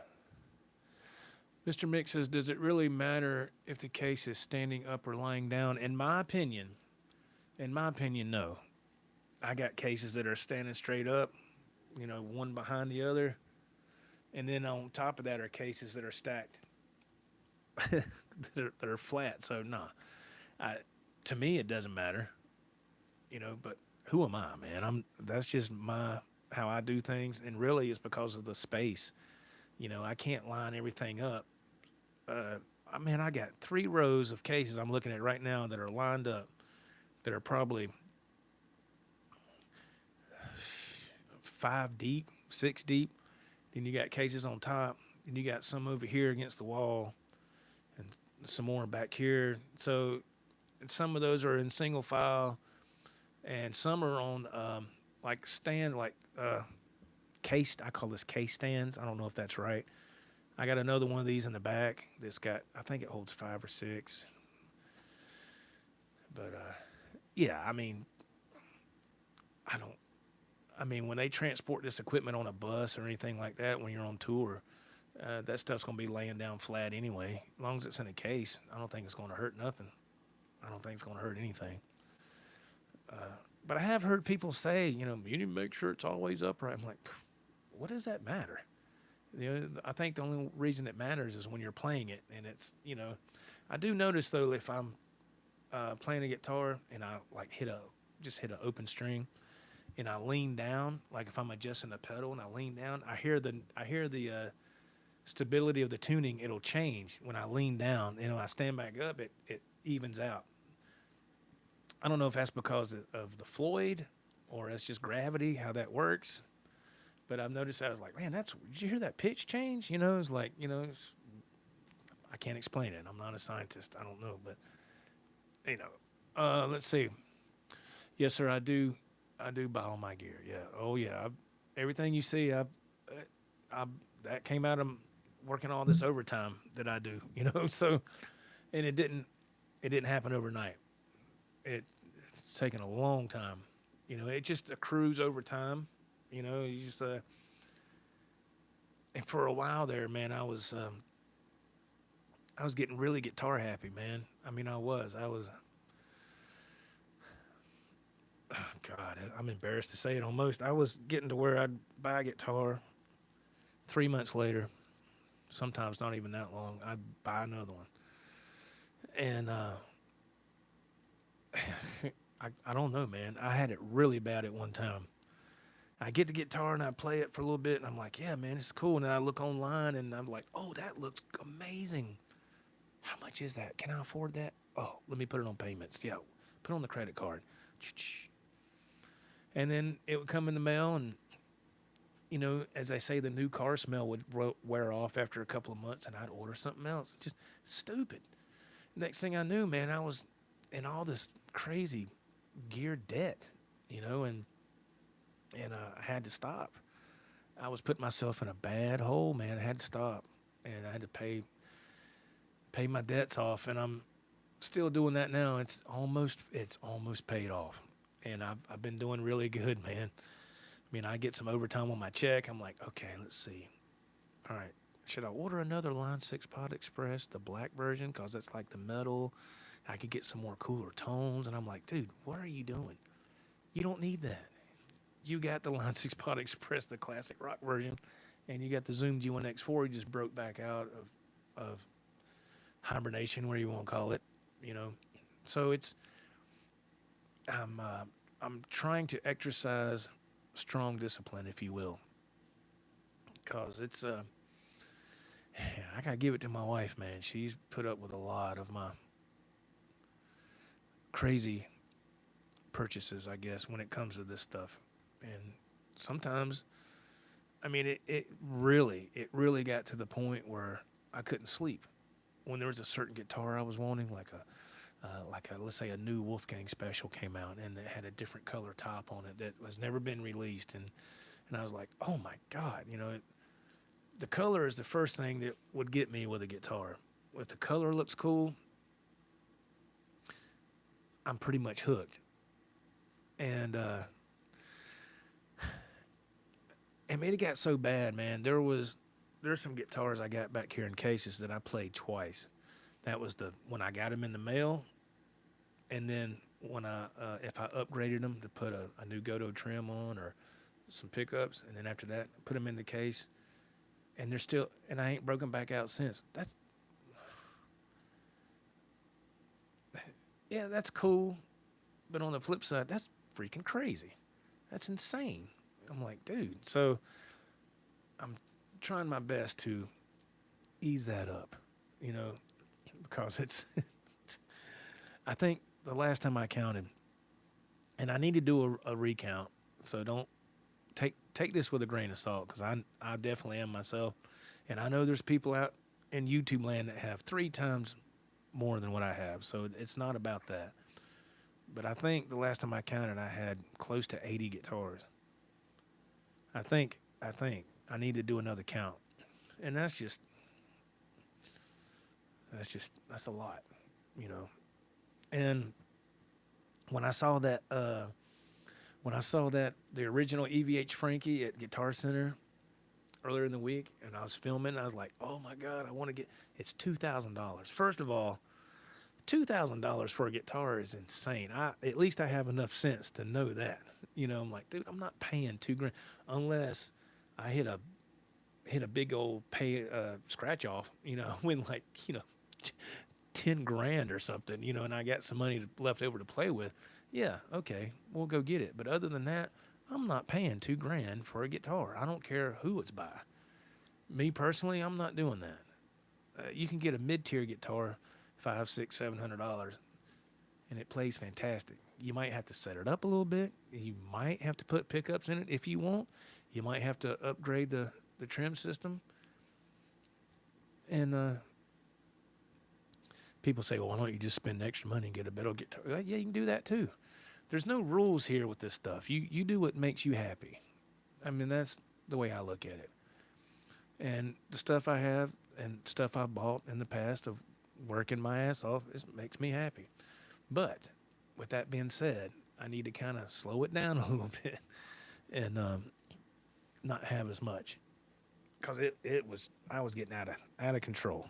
Let's check this chat real quick. I was getting out of control. Greasy Monkey Guitars, he says, I do the same thing, but after I got my Grail guitar, 67 reissue CS Blue Flower Telly. Ooh, I think I'm really good for now. Although the Buck Owens Telly does scratch and itch, though. Yeah, I know what you're talking about. That red, white, and blue Telly at Buck Owens. Yeah, I know who Buck Owens is, man. I know who you're referring to. I remember seeing Hee Haw when I was a kid. That was on when I was at my grandparents growing up, and it was it was one of 3 or 4 things was on the TV. It had the news, Lawrence Welk, and if you don't know who that is, you're way too young. Hee Haw or Gunsmoke. It was one of those 4 things that was always on the TV when I was a little kid, and I'd spend the night over it, and there was never nothing to do over there. God bless them. But I was just 5, 6, 7 years old in that age bracket, in that time frame. There's never nothing to do over there, and they was my grandma would be on the couch sewing something or crocheting something, and my grandfather would be in his chair smoking a cigar or a pipe or both. I don't know, one. And they have them old shows on, but that's just the way it was back then. You better take some toys with you over there because there ain't nothing to do over there, you know. That's just how it was. You know, he was one of them, though. Mr. Mick, oh yeah, I have gas also, but I have to cool it too for now. Yeah, man, it's yeah, it's you know, I've seen people on YouTube in the past, and some people I got acquainted with a little bit, and some people I really didn't. And at the end of the day, man, it's if you work and you make the money, and you want to, you got your bills paid, and you're good, and if there's no friction with you getting some gear, you know, by all means, get what you want, but don't put yourself in a bad spot. I've been guilty of that, and I can't blame nobody but myself. Nobody but myself. And that's why I say I'm trying to reap what I sow here. I'm trying to ease up on that some because it. I put it to you this way. My friend Andrew, he shot this analogy to me one time.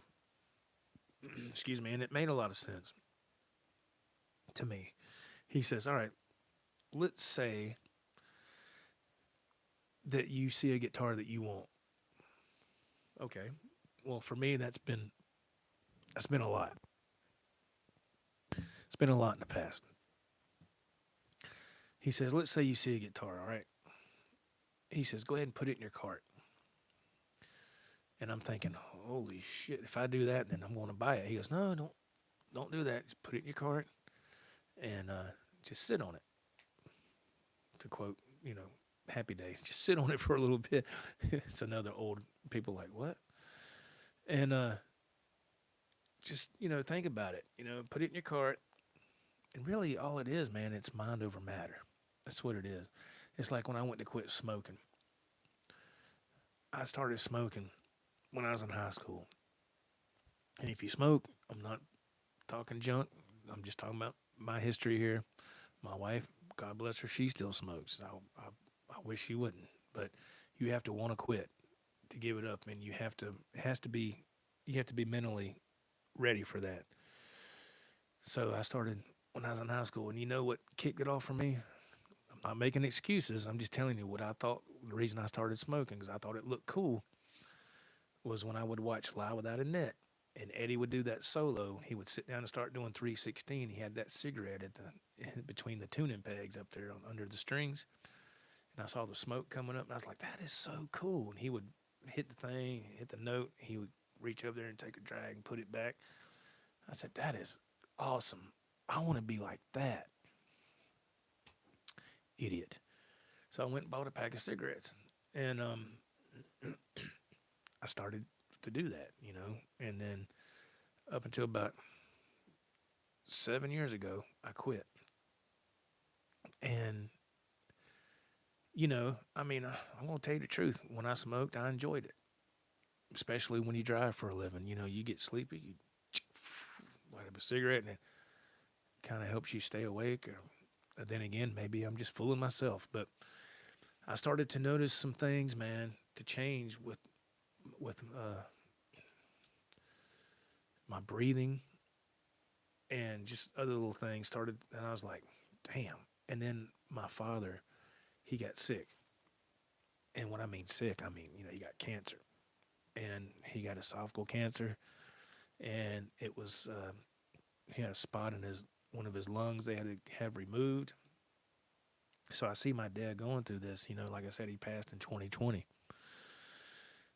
So when you see your father go through that chemo and that radiation, and God bless my mother, she took him to every treatment every day, and they lived 3.5 hours from here at the time. They weren't living here. My mom lives here now, right down the street, but at the time they were living 3.5 hours away. So she took him Monday through Friday. He either had a doctor's appointment, chemo, or go somewhere else for radiation or something. So my dad went through that for quite a few years, and he went to remission a couple different times, and it came back, and it was past the point of no return. So my father called me one day, and he said he was talking to me about smoking, and he said he might want to think about giving it up because if you quit, that's how old I was when I quit, and that was like I was in my mid-40s at the time. He said, "Look what I'm going through," and when he said that, that just made me think, man. And I said, God, I don't want to go through that. So I quit. Was it hard? Hell yeah, it was hard. That first 2 weeks was tough. But if you want it bad enough, you can do it. You have to be right up here first, though. And my family doctor told me that. He goes, I'm not going to sit here and tell you need to quit smoking. You need to do that. When you're ready, you'll quit. And I did.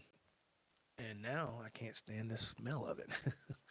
But seeing Eddie do that with the cigarette on the headstock, that's what kicked it off for me. When I was a teenager, I thought that was the coolest thing in the world. And it's stupid, but you live and learn. Live and learn. RF316, I stopped 3 years ago. Congratulations, man. Stopped smoking, that is. Stopped smoking 3 years ago. That's awesome. That's awesome, man. That's it's tough, man. It's tough. It's tough. Thank you, RF316. He said he lost his father to cancer too. Yeah, it sucks, man. It was tough cause see, I don't excuse me, I don't have any siblings. I don't, it's just me. So when my parents were going through that, there was nobody. I couldn't get up there to help. I had to work, and I started taking time off and subbing my vacation for that. So and sometimes my wife and I would go. Sometimes it was just me. I was doing what I could. I mean, I really couldn't do a whole lot, but I tried to do what I could. I would pay their bills for them. I'd do whatever I could.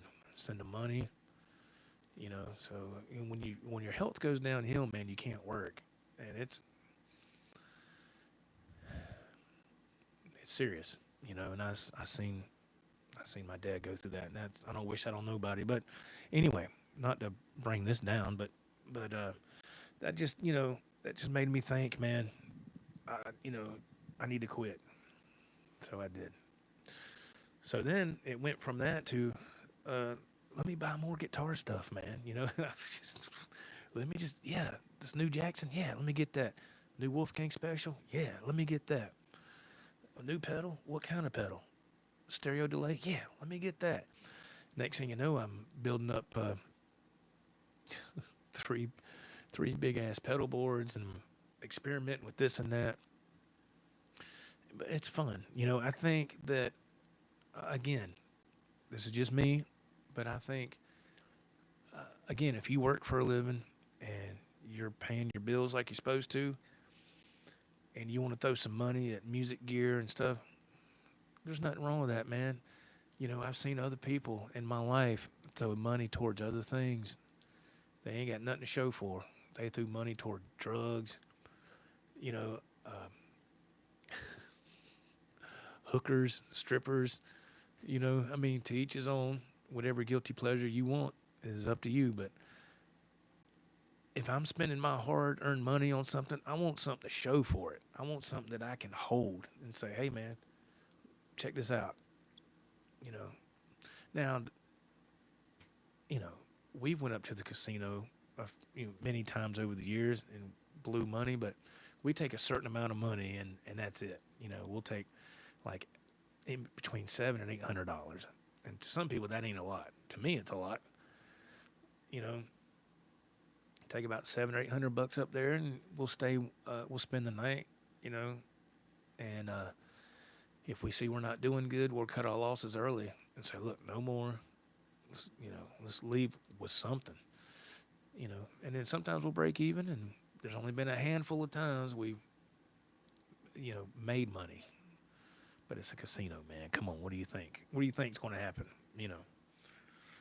And I did a few videos up there, not to get off subject real quick just for a second. I did a few videos at Harris Cherokee, and I talk about I'm not a high roller. You know, I don't want to blow too much money up there. And somebody in the comments said, "Hey, you're at a casino. What do you think? Everything's supposed to be expensive and yada yada yada." I'm like, "God almighty, really?" You know, I'm like, look, lady, this is my video. This is my opinion. If you don't like it, F off, you know? But that's the beauty of YouTube. You can just go to that comment, go click, and hit delete, you know? People that leave smart aleck comments, I mean, I've seen people that write 3 paragraphs because they're literally ticked off about God knows what. You know, I'm not on here to tick nobody off at nothing, but people will just, you know, well, you spent that much on it, or whatever, whatever. And I'm like, I'll read the first 2 sentences, and they're like, "I can't believe you did that." And I'm like, click, delete. So always remember, the content creator has the last laugh. You can waste your time filling all that, writing that book if you want to on the comments, but it ain't gonna be there. It's not gonna stay. You know, it's not gonna stay. Stay away from the casinos. Yeah, like I said, one thing I can honestly say, we have strong discipline going there. We only go once a year, twice at the most. Usually I would take my wife on her birthday, which is in March. She's already told me. She told me this last week. She goes, "I don't want to go to the casino on my birthday in March, so don't make no reservations." I said, "Okay." And because the past few times we went, man, you know, we didn't really win nothing, which if you go with that expectation, if you go knowing you're really not going to win nothing, you'll be fine. I don't go up there thinking, "God, I got to hit a jackpot, man. I've got to. If I don't hit this jackpot, I don't know what we're going to do." Well, if you go with that attitude, you don't need to go. I have enough sense to know that. So if we go and we break even, oh, dude, I'm fine with that. I'm fine with that. It's just about the atmosphere and having a good time. They got good food up there, and the scenery is beautiful up there in the mountains. Now, I wouldn't want to go right now. It's snow up there, but it's beautiful up there, you know, and it's one of the first places we went as a couple years and years ago. So that place holds a special place in my heart for my wife and I, you know, and that's why I like to go up there, because it's a short getaway for us, you know, just to hang out and be away from the house. And, you know, because I work all the time. She's here all the time. She might go to the grocery store a couple of times a week and come back. And it's just the same old routine, you know. So once in a while, I like to get us a room, well, once a year up there, and, you know, have a good time. But she said she didn't want to go this time, this coming March. And I said, okay, we'll figure something else out, you know. So, but yeah. Let's see. RF316, you're a good dude, Joe. That's why I like your channel. Well, thank you, man. That's very nice. Thank you. I appreciate that. Thank you to everybody that's tuning in. I appreciate that. I didn't expect this many people. I didn't expect that at all. I just said, you know, I'll go live, man, and just talk about Christmas and you know, try to wrap up this series on a high note. And I think we accomplished that. You know, I think so. And if it wasn't for you kind people in the chat, there wouldn't be a stream. I couldn't tell you how many times I've come live on YouTube. I think timing is everything with something like this, which it is, because I try to go live before I go to work or on the way to work, and I might have 3 people and that's fine. I understand, because people are at work, people are doing their daily duties, whatever that entails, and my life is on a different schedule than your average person. It just is, and that's just how it is. My wife has asked me many times, "Can't you go back to first shift?" Yeah, I can, but I'm not going to be happy with it, because it's a lot more work, and there's a lot more stress involved, And since I'm the one that's doing that job, I'm not going back. As long as I have a choice and my seniority still stands, I'm not going back to first shift ever again. I'll stay on the night shift. Because when I get to work, the management's gone. They're gone. So you're pretty much on your own. And as long as it's just common sense. Do your job, do your job, do what you're supposed to do, and nobody bothers you. It's that easy. And now if you go looking for trouble, yeah, you're going to make it hard on yourself. But anyway. So, but yeah, man, it's been a great year, man. It's been a wonderful year. Christmas was awesome. I mean, what time is it? Man, it is 11:41. Look, I'm getting stuff from Amazon about a refund. Now, is anybody working at Amazon tonight? I highly doubt it. So this has to be some kind of robot thing. My friend Slick Rick sent me a message on Messenger. I had somebody else that I don't know if it was, I think somebody hacked his account, kept sending me these bogus things through Messenger, and I sent a message last night. I would ask him a question, and he never would answer. He would just send some kind of stupid reel of some kind of, I don't know, man, some off-the-wall stuff. And I sent him a text. I said, dude, how come you can't respond with a text? Why you keep sending me these stupid reels? And then another one would come through, and I said, all right, this is your last chance. And then it stopped. And then today, just before I went live, I got 3 more of those from that same person. I said, you know what, man? Again, the beauty of technology, just went on there and I hit block. I said, if it's really him, he knows my phone number. He'll text me. He'll say, dude, did you block me? Well, yeah. I asked you 3 times, is this you or is it somebody hack your account? And I never got a response, so I think somebody hacked his account. So be careful with stuff like that, because if it's something that looks kind of suspicious, even on my smartphone, I don't open it up.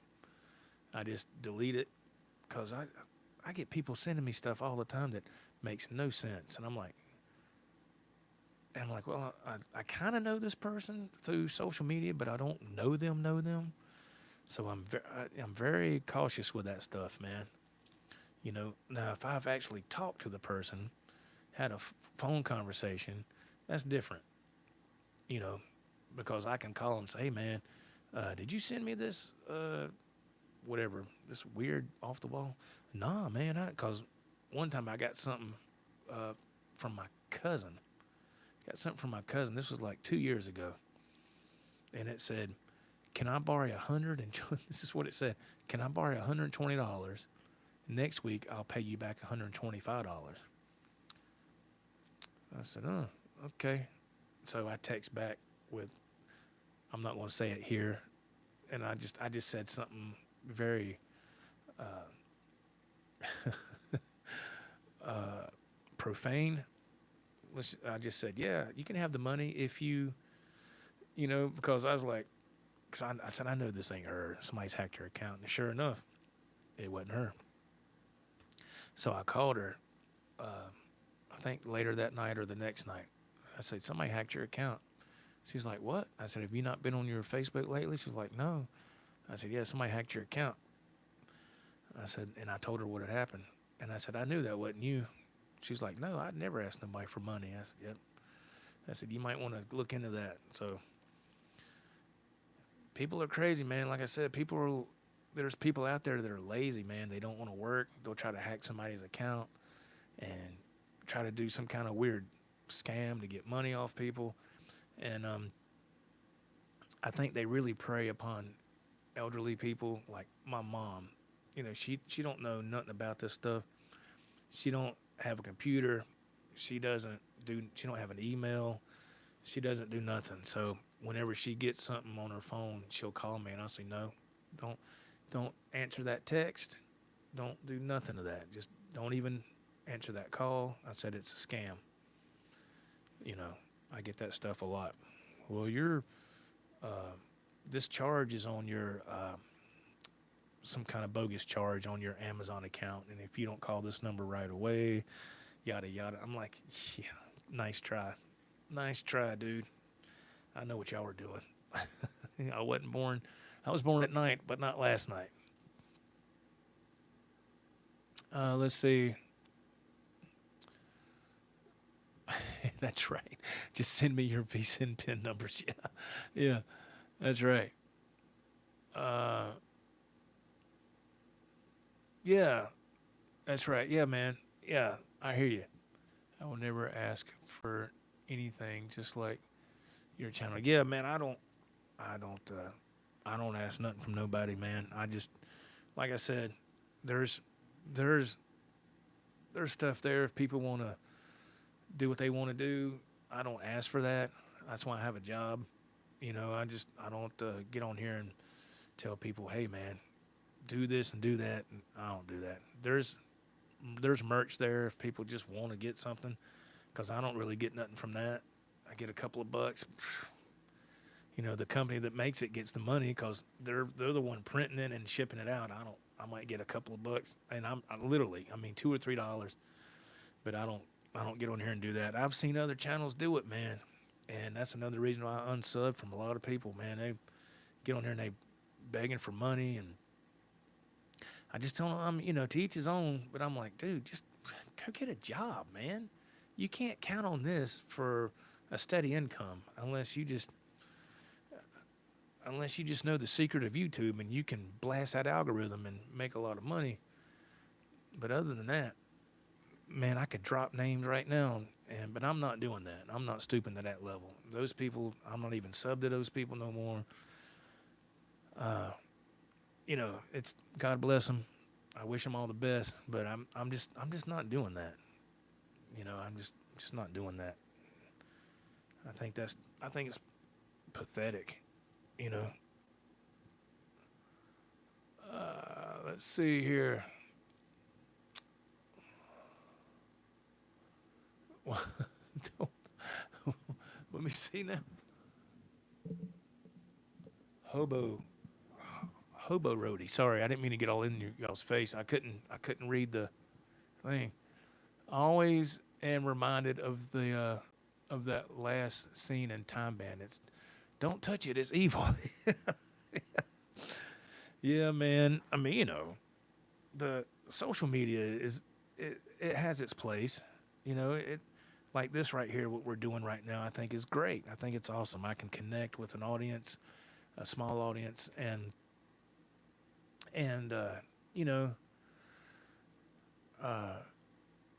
communicate and have a good time and read the chat. I think that's great. I think it's a wonderful thing. And there's that other flip side of the coin where people use social media for things that they shouldn't. I think, for me personally, man, I think social media has a lot to do with the reason why the world is the way it is. It's just, man, when I was growing up, it I don't know, it was just a different time. It was a different time. Like I said, social media is cool, but I used to have Twitter and Instagram. I don't do none of that no more. I don't think it's called Twitter no more now, is it? I think it's X or something. I don't even TikTok. I don't do none of that stuff. Social media is really a young person's game, really. And it's just a different world, man. It's just different, and it's silly sometimes. All right, y'all. If there's any final questions or anything, now's the time. I'm getting ready to wrap this up. I wasn't planning on being on here this long, but I want to say thank y'all for tuning in and checking out this Countdown to Christmas, episode 6, the finale. I really do appreciate it. It's been a lot of fun, and thank y'all for watching the videos, man, especially this past week, and commenting. And if we got any new subscribers on the channel, thank you very much. I appreciate that. I did see I think it was a few days ago, I saw a big drop. I was like, whoa, man, but that's just the way it is, man. That's just when you can't do this stuff full time. you'll see some drop in the numbers. It's okay. It's all right. You know, as long as I have that group of people that enjoy what I do, and it's a small group, I'm cool with that too. I'd rather have that than uh, people being fake, you know. So, all right, folks, I think this is going to do it here for me. I think this iPad, I think, is about to die. I think it's because when I started this, it was at like, excuse me, I think it was at 70%. So I know good and well it's got to be down there now. And we've been going for an hour and a half. Oh my gosh. Wow. That's crazy. All right, y'all. Well, I'm going to make a thumbnail and I'm going to put it on here. I'll put this in a playlist. So if you want to go back and watch this whole series, you just go to the playlist and hit the first episode, and it'll play one after another. There's a bunch of other things in different playlists on here. There's a lot. Good Lord. Some stuff I need to remove. It's crazy. But I don't know. I just try different things on this channel to see what people like. And at the end of the day, it's just the guitar stuff and trying to tell some stories and connect with people. I think that's what matters. I think people like the talk aspect of things. I can get on here and play music, and you might get a group of people in the first 10 minutes, and after that, they all just split. And I'm like, okay, I don't get that, but all right. So, all right, y'all. Now, I'm going to put don't do that. Let's see if I can do it this way. I don't want to put my finger in your face. I hate when people do that. Here I am doing it. Okay, y'all. Merry Christmas. Thank you very much for watching this. And y'all be safe. And we'll catch you on the next time around. All right. God bless. Bye-bye. Take care.